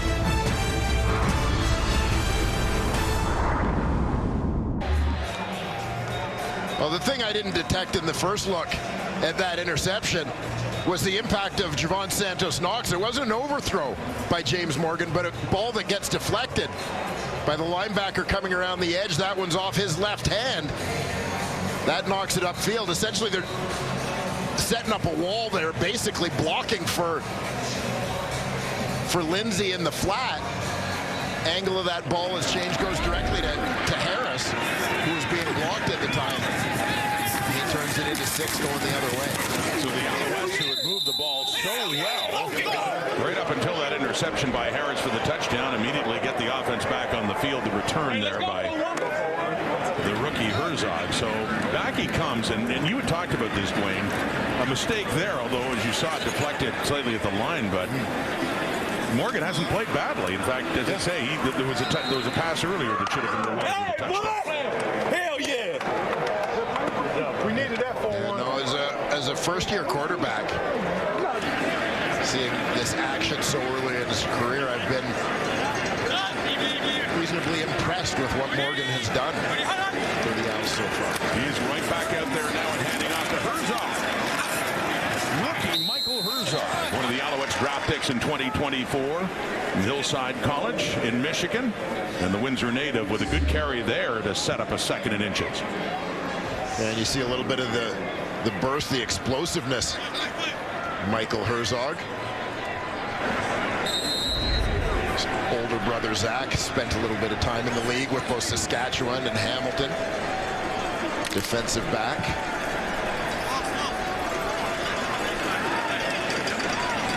Hillsdale College in Michigan, not far from his Windsor, Ontario home. So both brothers went to school. So passing on this second and short, they have a down to work with. Looking deeper into double coverage. That one falls incomplete, but flags are out. Intended for Rambo. A couple of RedBlacks were there. And it looks like it's going to be another Alouette first down via penalty. Pass interference. Ottawa number 20. Automatic first down, spotted foul.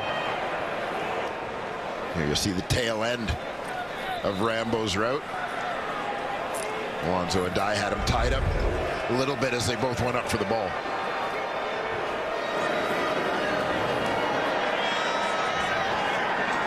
So once again, the Alouettes benefit from a PI as they did on their last possession. The right tackle, Josh Donovan, is the one who's getting the escort off the field there.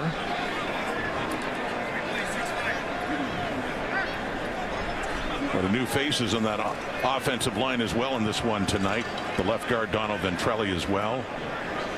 And you see in there now Ja'Kai Baker, 64.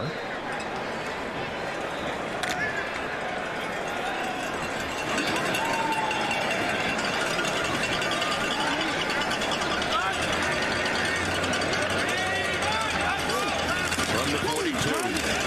First down. Herzog again. And he has about 5.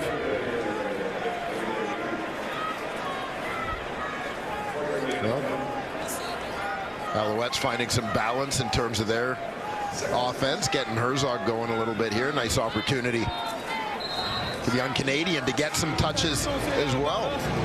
It's a valuable playing time we talked about for quarterback James Morgan. Be interesting to see how that Alouette running game changes with William Stanback on to BC. Second and 6. Ottawa 38. Throwing is Morgan, close to the first down. That's Barbone with another catch. Jose Barbone. Just inside the 35. It'll be about 1 yard shy. There's some big bodies into the game. From Montreal, David Dallaire. And the McMaster product, Jacob Mason. Their fullbacks.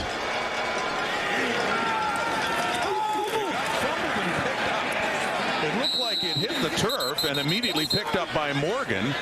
And he may just have the first down anyway. So alertly done. James Morgan had just dropped the ball and just as quickly picked it up again.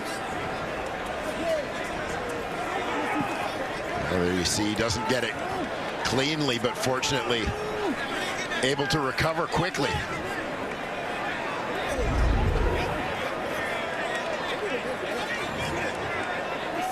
Giving his team a chance, but not enough. So a fumble that does ultimately cost him. It's a turnover on downs. So he picked it up. It looked like he might have a shot. They didn't need much. They were about a foot away, but no, they measure. And it is a turnover. So second straight turnover by the Alouettes as Ottawa takes over, leading by 7.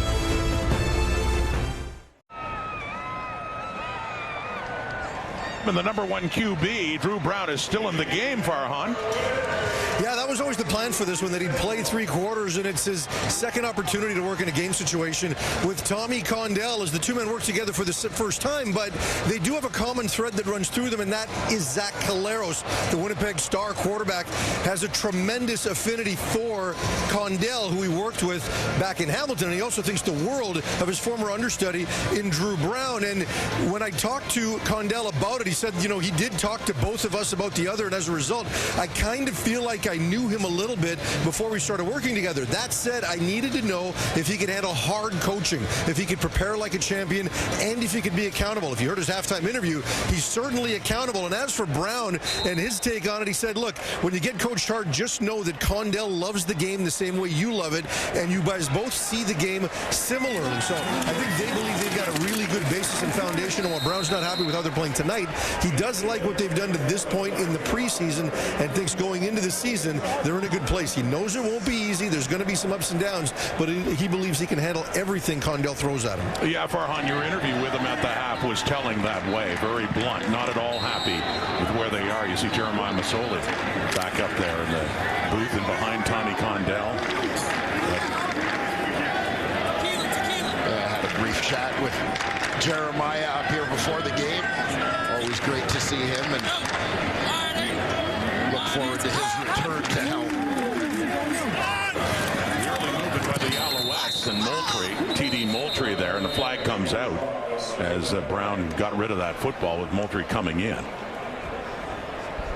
But the point made about the plan, as Farhan talked about, Dwayne, and to your point, that Ottawa has a bye to start the season, so they do have the extra rest. Montreal number 97. It's a 5-yard penalty. It remains second down. So TD Moultrie called on that flag, but they do have, time to rest after this, and the importance with all this change on offense that they do get more time together and give him more reps. Yeah, I mean, this is part of it, right? Having that bye early in the season as compared to maybe if you're a few weeks in, you're going to get guys going home during the bye and so on.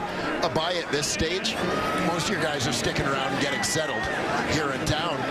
Great opportunity to spend time with teammates and get a little more bonding, develop a little more of that cohesiveness you're looking for after some offseason changes.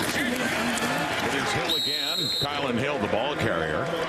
And as fate would have it with the schedule, Drew Brown comes over as a free agent to Ottawa, and the first team he will face as the starting quarterback of the Ottawa RedBlacks will be the Winnipeg Blue Bombers in 2 weeks' time. Yeah. Right here at TD Place. Yeah, the RedBlacks never really seem to get a chance to ease into their season.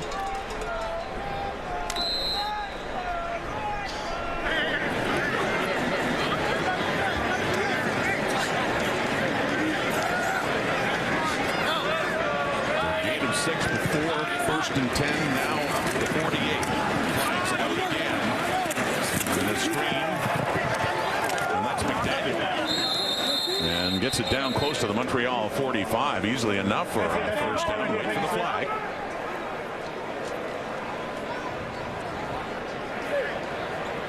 Penalty is offside on the defense. The gain is greater. It's first down, Ottawa. A lot of offsides for the Alouettes in this night. 46. I think part of that has to do with a lot of new faces, and particularly American players new to the Canadian game, getting their first extended action here. Different cadence, getting used to dealing with being a yard off the ball and so on. So that goes down as a 15-yard gain from Brown to McDaniel. In Alouette territory up at 46. Brown again stepping up in the pocket. And a first down and a first catch of this night for Daniel Oladejo. Yeah, Oladejo, University of Ottawa product, here in his second year with the RedBlacks. This is a guy who was a big riser at the Combine a year ago.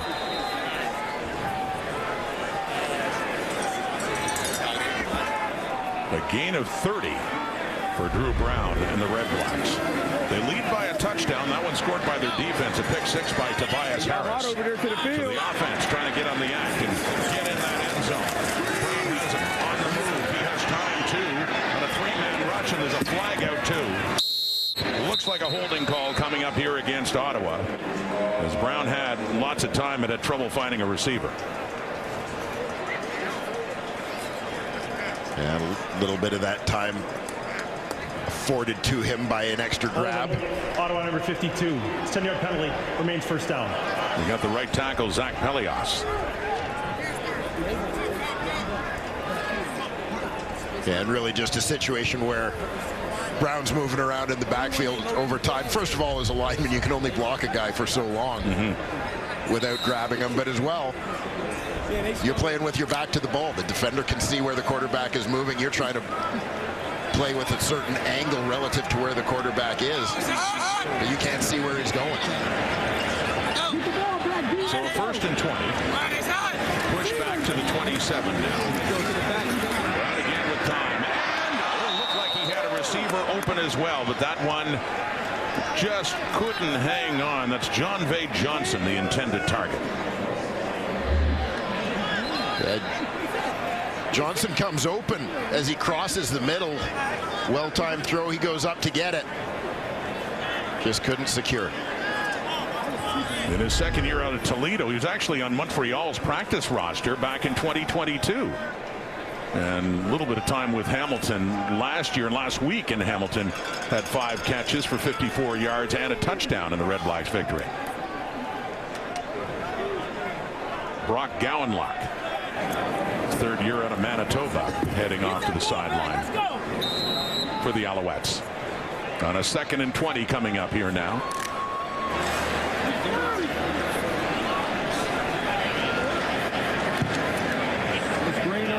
Late in the 3rd quarter. We assume that Drew Brown will be done by the end of that 3rd.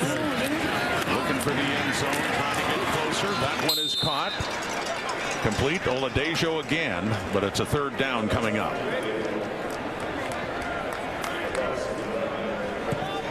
So again, Ottawa adding to that offensive yardage total, but not necessarily a proportionate gain on the scoreboard.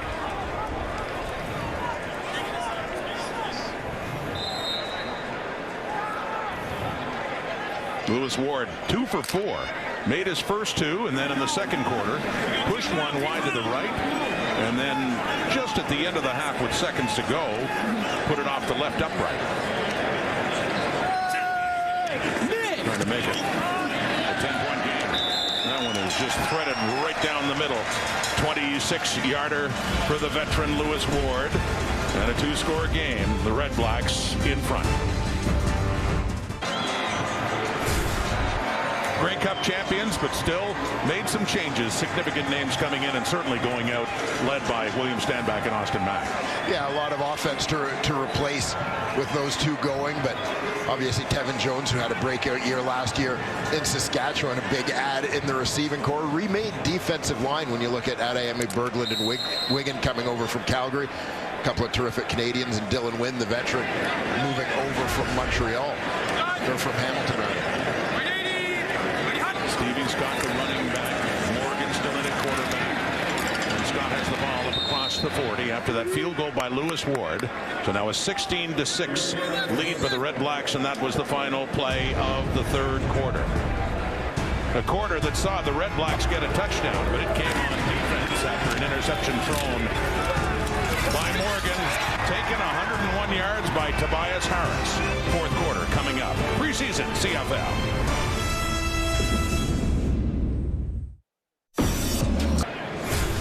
Now look at the numbers through 3 quarters. You heard Farhan saying the plan all along was Drew Brown to go 3 quarters, assuming he's done. 19 of 32 for 246. See those passing yards with 1 interception. Blake. Yeah, and I mean, on pace for over 300 yards in a game. Granted, it's preseason, but you know there are positives obviously for Ottawa. You'd like to see more points on the board, more extra points rather than field goals from Lewis Ward. But I think positives to build on when you consider, again, this is a new offensive coordinator, new quarterback, a couple of new receivers in key positions. Jalen Acklin not in the lineup tonight. A lot you can build on here for this Ottawa team. They did have the 1 Lewis Ward extra point, but that came after a defensive touchdown by Tobias Harris. You saw Jake Dunaway, 16, on the left there, talking to Drew Brown. He was the 3rd on the depth chart coming into this game tonight, and we're wondering if we'll see Dustin Crum next at quarterback for the RedBlacks. Right now, though, it is Morgan back in for the Alouettes, still going to start the 4th. Completes that one to Barbone, just shy of a 1st down for Montreal.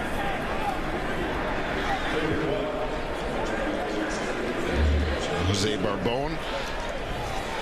It's been a busy target.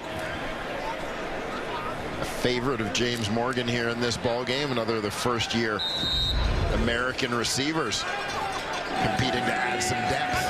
That was his fourth catch for 32 yards, and Morgan just on the keeper on 3rd and 1. Remember the last time in this situation, they went for it, and it was bobbled a bit. They didn't end up getting it. They turned it over on downs, and the RedBlacks think that this has happened again.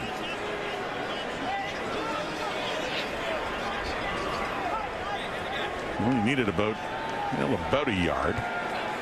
They want the sticks to come in. They want to be sure.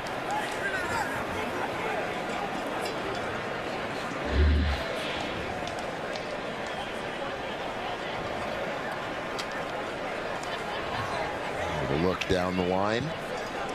Sort of lose sight of the quarterback as he plunges into the pile. Get the nose of the ball close to the 50, which is where they had to get. This is going to be very close. No, it's just 2 inches shy, and it's Ottawa football again. So 3 straight possessions for the Alouettes. It was the pick 6, and then they've turned it over on downs twice now. Frustrating for the head coach Jason Moss with that offense coming off the field. Well, I think back to the halftime interview with Drew Brown and the sense of accountability and expectations, a level of expectations that he wants to set for his team, regardless of whether it's preseason or not. I mean, the culture established by Jason Moss last year was a huge part of Montreal going on to become Grey Cup champions. And you see it here even in the preseason. It's Ronnie Brown in the carry, coming into the ball game at running back, and a flag coming out. And it was Dustin Crum who started for so many games for the RedBlacks last season. He really ended up being their starter more consistently after all the injuries they had at QB. So Crum holding. Ottawa number 50. 10-yard penalty. Remains first down. Sees a good run by Brown negated by a holding call after 16 yards. Yeah, that one's going to go against last year's #1 overall pick, big Dante Bull. Now in the ball game at right tackle, he and Zach Pelias. Little bit of a takedown there. A quick snatch and grab. Asking for the call as the flag came out. 1st and 20 on that holding penalty. Little play action fake as Crum steps up, and he does what he did so often a year ago in his first in the Canadian Football League. He took the league by storm in the first few games with all of his running when he had 741 yards carrying, scored 9 rushing touchdowns, tied for first in the Canadian Football League, averaged 7.6 yards a carry. Yeah, and really just looking to develop as a passer, obviously, as he continues on his first full season in the CFL last year. I think on an individual level, you have to consider it a success for a young quarterback. Yes, sir. There it is. He's throwing, completing that one, too. So on his first pass, it's a big completion for a first down to Eli Stone, one of the newcomers with his first catch of this preseason game and a gain of 18. And here you see a nice pass from Dustin Crum. You know, we talked earlier about the career trajectory of Drew Brown, right? Having an opportunity to learn behind a veteran guy and in a stable situation, and what that's meant for him. Dustin Crum didn't get that last year. He's thrown into the fire. Now he gets to be in a better situation. Under pressure, he gets it away, completes it, coming back to the ball. Keaton Brugling with his first catch as he gets it down near the 10. A gain of 20 yards, Brugling in his 3rd year out of Carleton, drafted in the 3rd round in 2022. Yeah, Brugling lines up out wide. Terrific athlete. Guy who spent a little bit of time in the Canadian bobsled program, as he offers that combination of strength and speed, power, if you will. Demonstrating some of it there on the run after the catch, rolling the shoulder. Sets him up down at the Alouette 11.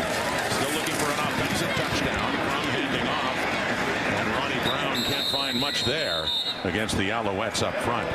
But the odyssey of Dustin Crum that you alluded to came on after Jeremiah Masoli got hurt in Hamilton, nearly engineered a comeback victory, mostly with running. He had 91 yards.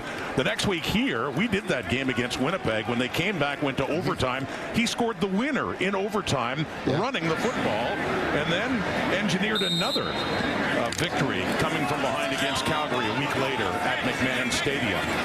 But it didn't last. I mean, his first 2 starts he won. The RedBlacks only had 4 victories all season long. So Crum, pressure coming, and it's knocked down at the line of scrimmage. So a 3rd down, and presumably Lewis Ward will be coming out. Yeah, so similar story. Ottawa moving the football, you know, between the 10-yard lines. But new quarterback in, still unable to punch it in. You got a couple weeks to work on it, boys. All green zone all the time. 2 weeks away. RedBlacks get a break. Everyone else starts the season next week. Ottawa will the week after here against Winnipeg. So Lewis Ward, 4 for 6 now, and a chip shot of 17 yards. 3 more on the board. The RedBlacks add to their lead. Preseason football in Ottawa. The regular season begins in the CFL next week. And more encouraging signs for the RedBlacks in the second half, albeit a preseason game, but they do lead it 19-6 here in the 4th quarter. And taking contact is Jalen Wayne, and picking up a few more yards on his first catch of this game and a pickup of 11 yards. As you said, relatively short pickup, but Wayne fighting through contact. There you saw the play action to hold the defenders, but beats the first tackle, shrugs off a second shot and a third shot. Gotta love it. Herzog flags out for 3 or 4 yards for rookie Michael Herzog.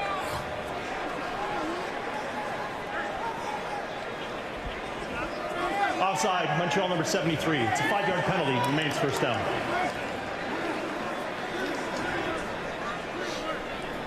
Ramad Chakial Bowman for the Northwestern. You've been waiting all night. I have been. For that one. You go through a preseason roster, and there are a lot of players you're not as familiar with, and we went through that and fretting over certain names, and thought I am saying Ramad Chakial Bowman tonight. My apologies to him that it's on a penalty. Here he is, 73, 1st and 15 at the Owls 46. Back to Herzog, nowhere to go. That door is closed. It'll be a loss of a yard. Obasher. Divine Obasher, second year out of Boise State. Stuffing up Herzog and a loss of 3. 2nd and long here, created by the Ottawa defense. See if they want to dial up any other tricks here in the preseason, or if they're looking to keep some things hidden in terms of Darren Miles' defensive package. James Morgan has played much of this game. He tries and nearly has the completion. A flag is down in the Alouette backfield. Was that roughing the passer? Frederick Antoine was the intended receiver as Morgan stood in. Major foul, roughing passer. Ottawa number 93. 15-yard penalty, an automatic first down. They flag Aiden John. His second year with the RedBlacks for that penalty. Yeah, watch for John looping to the inside on this one. A little bit of an opportunity here for the second-year man out of St. Mary's to potentially, you saw him come in high with the hand there. That's what draws the flag. But a bit of an opportunity for him to move up in the rotation as Kenny Onyeka will open the season on the 6-game injured list. Herzog is the ball carrier from the Montreal 47. He picks up about 4 more yards heading to the midway point of this 4th quarter. Mentioned a lot of the Alouettes starters resting on this night. They had played in Montreal last week in a preseason victory over the Argos. And they will be getting ready. Cody Fajardo and so many others resting up and getting set for Winnipeg next week to open up the 2024 CFL season. Grey Cup rematch. 2nd and 7. Morgan to the right, and it's caught right down around the first down marker. And once again, that's Antoine, one of their draft picks in 24. Antoine, a Quebec native, started his university career south of the border before transferring back to play at Laval. Perhaps overshadowed by Toronto Argonauts first-round pick Kevin Mittal in that Laval receiving corps. But as I mentioned earlier, a guy who shone a little bit at the Combine, demonstrated what type of athlete he was. I feel like he's kind of a high-ceiling player given his athleticism, even though he didn't have great numbers production-wise at Laval. See what he's able to do here with the Alouettes. Well, that was another 3rd down, and they just needed maybe an inch or two. And it is a 1st down. Drive continues for Montreal. And James Morgan certainly getting his reps. Davis Alexander not normally the number 3 quarterback, and he got a lot of reps last week. But Alexander not in tonight. Caleb Evans getting the start for Cody Fajardo, and he did his time in the first half, and it's been Morgan the rest of the way. 4th on the depth chart right now, but certainly getting a look. And slipping there on 1st down, trying to break to the left was Herzog for looks like little to no gain.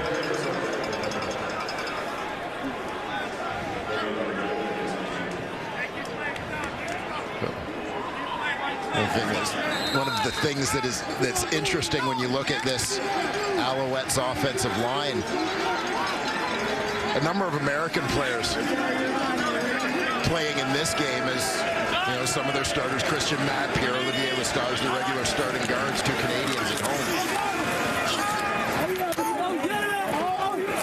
Completed a ramble. Flag goes down right where he catches the football. And that's down. It would be enough for a 1st down close to the 20.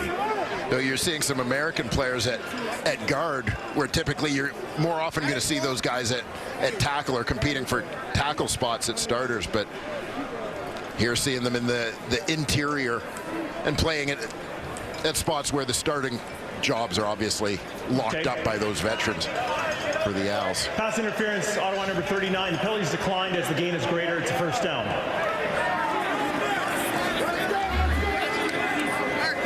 Take a look here at the matchup. Rambo versus Deshaun McNary.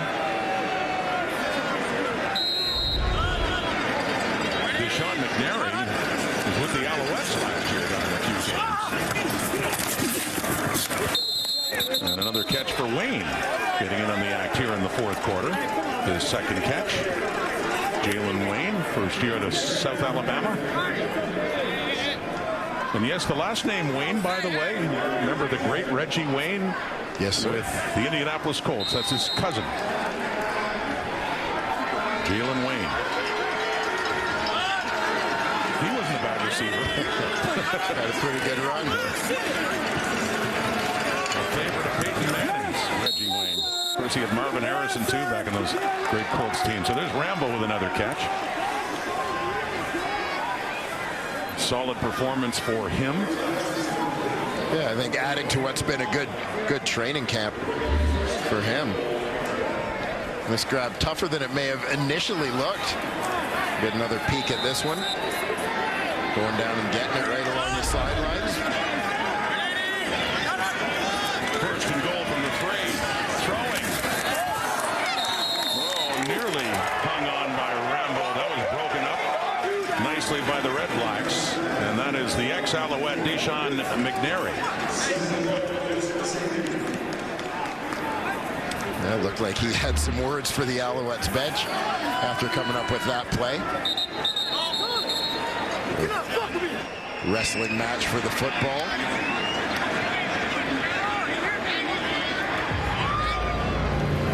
Montreal is challenged in the previous play for defensive pass interference. The play will be reviewed. Preseason challenge flag coming up for Jason Moss. Wants a PI call on his former player, McNary. We'll have the decision coming up. Jason Maas is challenging for pass interference on this pass. Morgan to Rambo. McNary. Was that PI? Here's the ruling. After review by the command center, we have pass interference against Ottawa number 39. It's first down on the 1-yard line. And ultimately they got the call right. You could see in the replay as the ball was in the air, McNary already had hands on the intended receiver, Rambo. So it had been a 2nd and goal at the 3. It's now 1st and goal, and they move it down to the 1-yard line now. A chance for the Alouettes to find the end zone finally for the first time in this game. James Morgan handing off. Herzog, a second effort. He got pushed back. He turned around and tried again, but he still only gets it back down to the 1. So a 2nd and goal coming up here as the RedBlacks up front. Stiffens aboard there. Yeah, big stand for the RedBlacks defense. You'll see Herzog keeps the legs churning. Terrific balance here, but eventually he's just outnumbered and overpowered by RedBlacks defenders. A 6-minute drive. This is the 14th play of it. And another chance for the Alouettes to get in the end zone. Morgan with Herzog. Tried again. Wait for the signal, and yeah, he's in the end zone. Nope, still no signal, excuse me. Looked like he broke the play. No, they're saying 3rd down.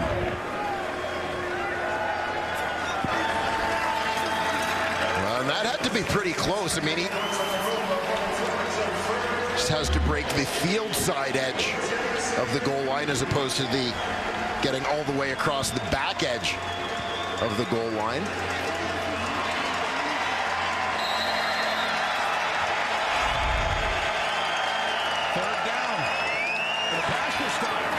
The throw incomplete.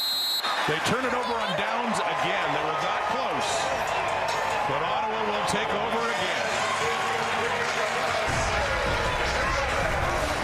So they got close, but they didn't get it into the end zone. 3rd time they've turned it over on downs. RedBlacks ball.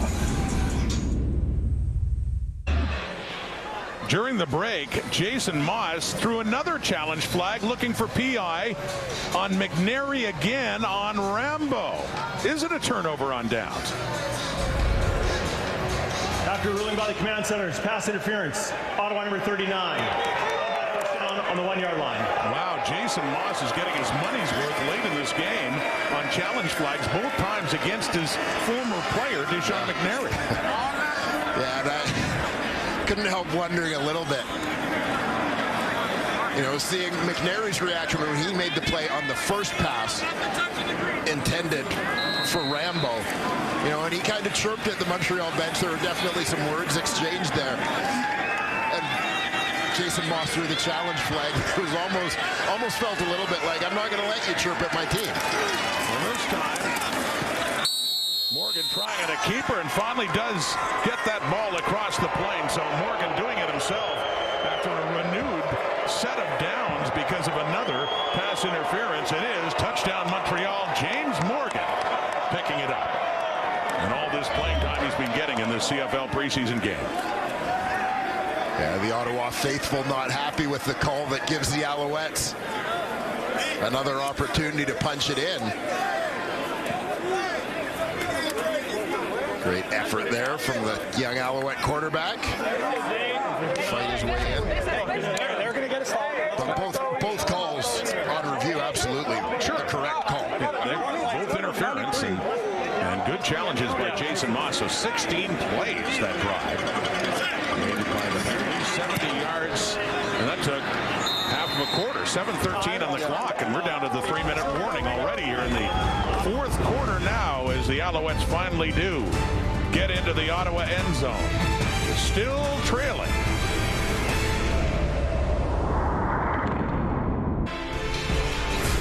Well, the RedBlacks have the bye for week 1. Everybody else in action. Start the season next Thursday.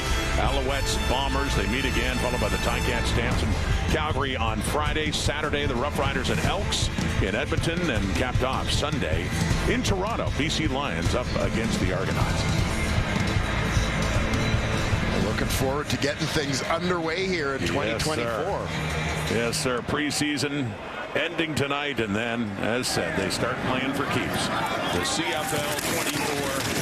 And after the touchdown, it's a 19-13 game. Ottawa still in front and with the ball. Tobias Harris, who has scored the RedBlacks touchdown on a pick six earlier in this half. And Elks Lions coming up next, their final preseason game from Vancouver. And always an interesting weekend to follow as teams have to get down to their roster numbers. To make. Yeah. You know, so I mean, you look, always a few surprises and familiar names changing places.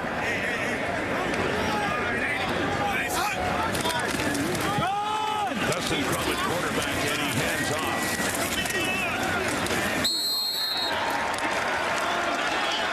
Ball carrier Amilcar Polk getting his first carry in this preseason game for Ottawa. Another University of Ottawa product. Playing for former CFL coach Marcel Belfait with the GGs for the last few years. Polk, a 2023 draftee, so he's been in camp the last couple of years with the RedBlacks.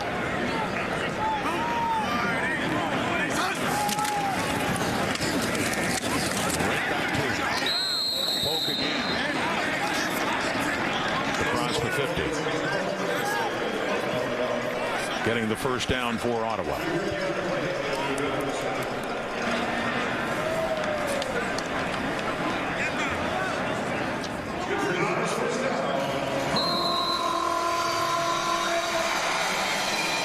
Mentioning the schedule, as Ottawa will start off in week 2 against Winnipeg. What really hurt the RedBlacks, among many things, was how they did in their own division. They didn't win one game in the East. All 4 of their victories came against West Division teams. Well, does a good job breaking a tackle as Polk. Second effort gets it up across midfield on that third straight carry for Amilcar Polk. The RedBlacks obviously under 2 minutes to go in this one, just looking to keep the clock moving. They're going to pound it. They've still got some veteran offensive linemen in this ball game. Jacob Ruby and Dante Bull among them. Just about done here in Ottawa, and we got Edmonton and BC, and Vernon Adams will play for the Lions tonight in their last preseason game. On the receiving end again for the RedBlacks. But you know, the Lions and Adams in the kind of year he had last year, but a lot of excitement on the West Coast this year, especially with the Grey Cup being played at BC Place. Yeah, no question. I understand the commissioner's actually going to be out in Vancouver to make a little announcement on Monday. Yeah. So can't wait for that one to kick off week 1. So preseason football continues in this doubleheader tonight, as we will head west after this game is done for the Elks and the Lions. This has been the Polk drive as he carries it again.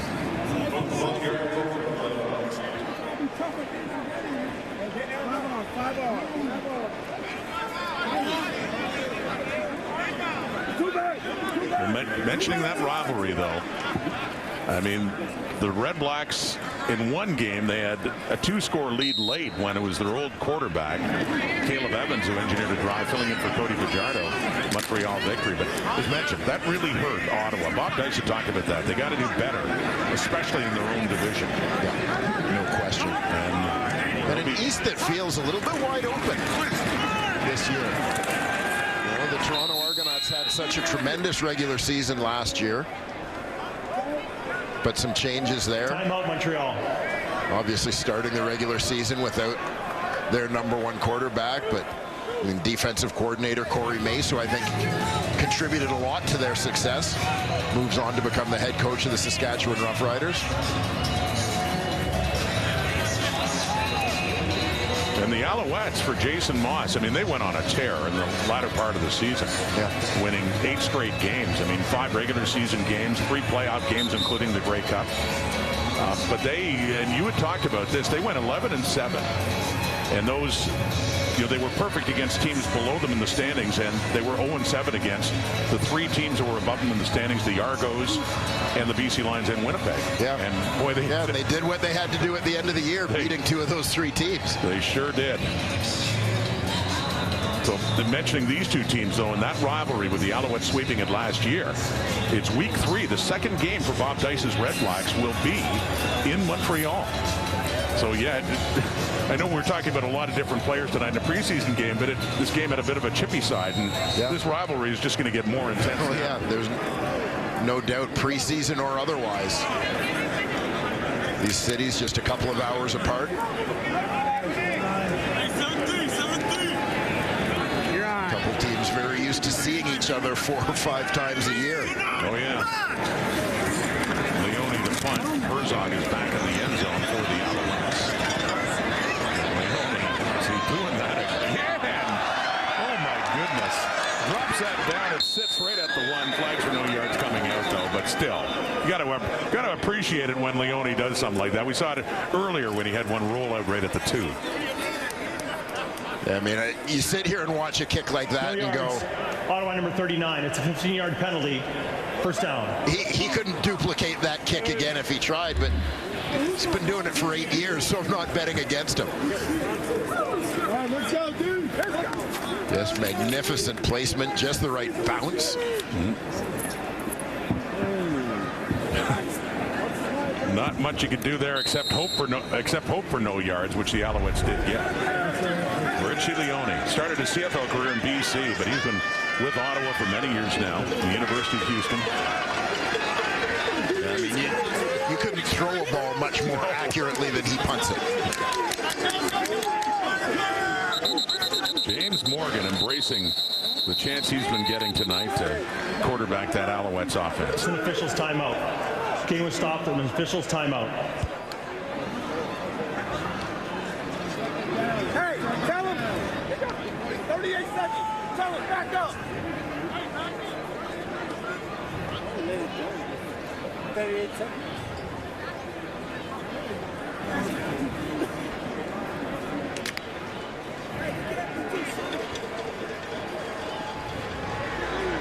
So the RedBlacks' first 2 games after a bye to start are against the 2 teams that played in the Grey Cup last year.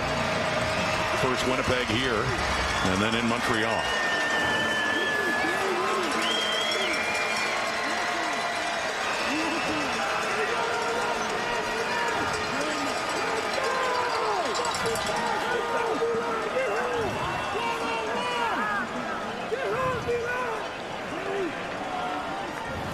So they're discussing the returner, Michael Herzog, on the punt on the previous play. And watch Herzog here. Watch his feet.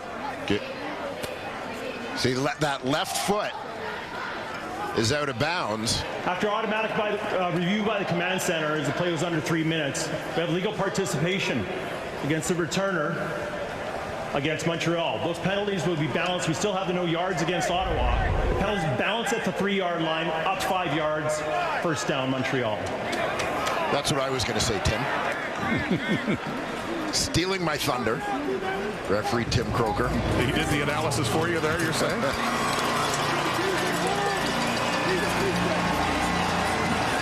Once Herzog stepped out of bounds, wasn't eligible to touch the football, so biting into that Ottawa no yards penalty is that penalty against the Owls. So 36 seconds on the clock. Antoine again for the rookie. Drafted in 24 and getting involved late here, but another good young Canadian receiver for a team that has a few of them.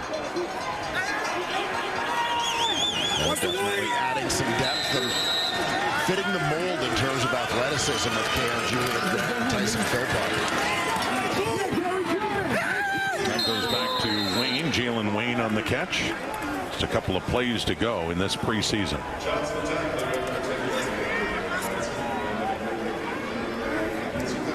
be starting to think, too, about Montreal and Winnipeg to start a new season. Looking back in that game in November, the Alouettes were down a couple of scores with a chance to get close at the end of the half, denied by the Bomber defense. It all looked like Winnipeg at that point, but to start the second half, the offense of Montreal put a plan together and then falling incomplete. And Gary Johnson wished he could have got his hands on it, but that was really the statement in that Grey Cup.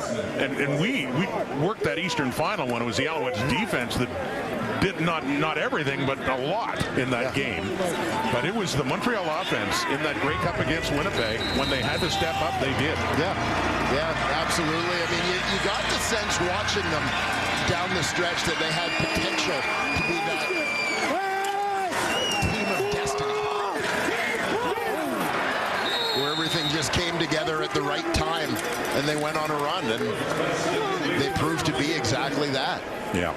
You know, some changes to their lineup, particularly on the defensive side of the ball. The home stretch of the season. Rivals of Sean Lemon, Darnell Sankey. Great acquisition. So, well, I mean, you look at those two guys coming in 2023. 2021 and 2022 combined, no one had more sacks in the CFL than Sean Lemon. No one had more tackles in the CFL than Darnell Sankey. You added two impact guys, and this is where I feel very strongly that General Manager Danny Machocha and head coach Jason Moss deserve so much credit for the success of this team last season. Everybody kind of forgets that going into the season, there was uncertainty about the ownership of the team, which led to them not being able to retain free agents, not being able to sign a lot of free agents. Right. You factor in the injuries at receiver and so on, and the way that the season started, the things that they were able to do during the season, the things that they did in the draft, etc., the way they put the team together and pulled the team together was absolutely phenomenal. It really was. And Lemon was a big part of that. We should point out he's appealing his gambling suspension. We still don't know about his status. He's still on the Montreal Alouettes and classified suspended. So,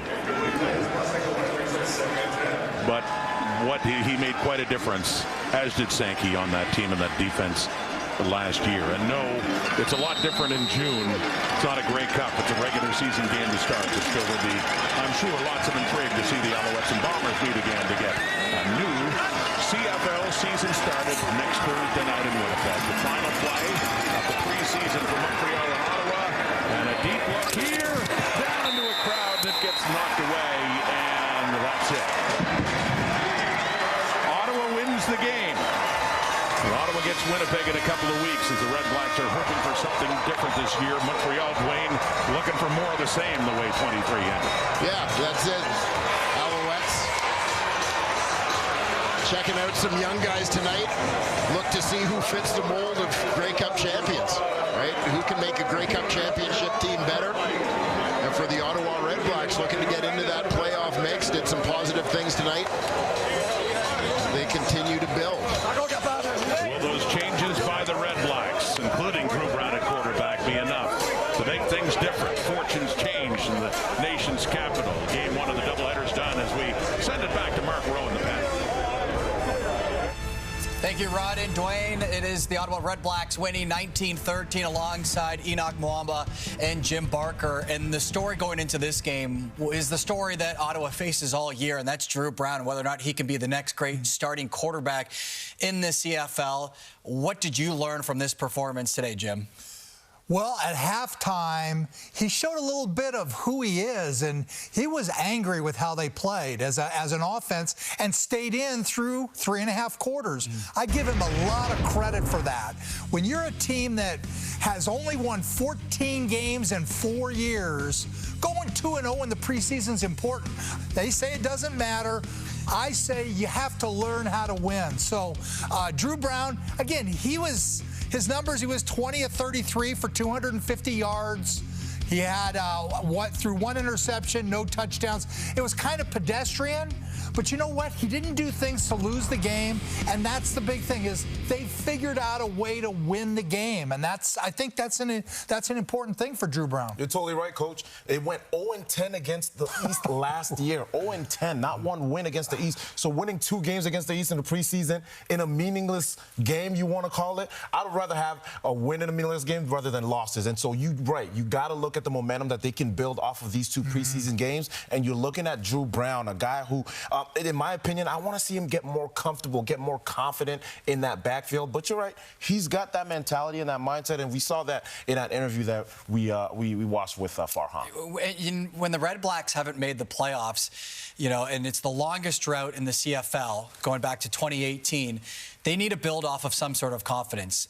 For tonight, was that special teams? Absolutely. You look at Dedmon. He's a guy who is lethal. He is deadly. When you look at this Ottawa RedBlacks team and Drew Brown and the way that he's trying to still get comfortable, if you have a guy like Dedmon do things that we've seen him do in the last 2 games here in the preseason, as he's able to carry this on through the regular season, it'll be good for Drew Brown. It's going to take a little bit of pressure off of him if they can eliminate 1/3 of the game and say that we'll always win this third of the game every game that we approach. It's a good thing for Ottawa, an even better thing for Drew Brown. Well, and their defense didn't give up big plays. That was a killer for them. They've always done a pretty good job of stopping the run. Their front 7 is solid, but they give up big plays. They didn't do that. This whole preseason, they didn't do that. They didn't give up. I think they gave up 1 long pass in the first game, and nothing in this game. So, again, they're playing, the backups and that type of thing for Montreal, but it's still important to start to develop that we can win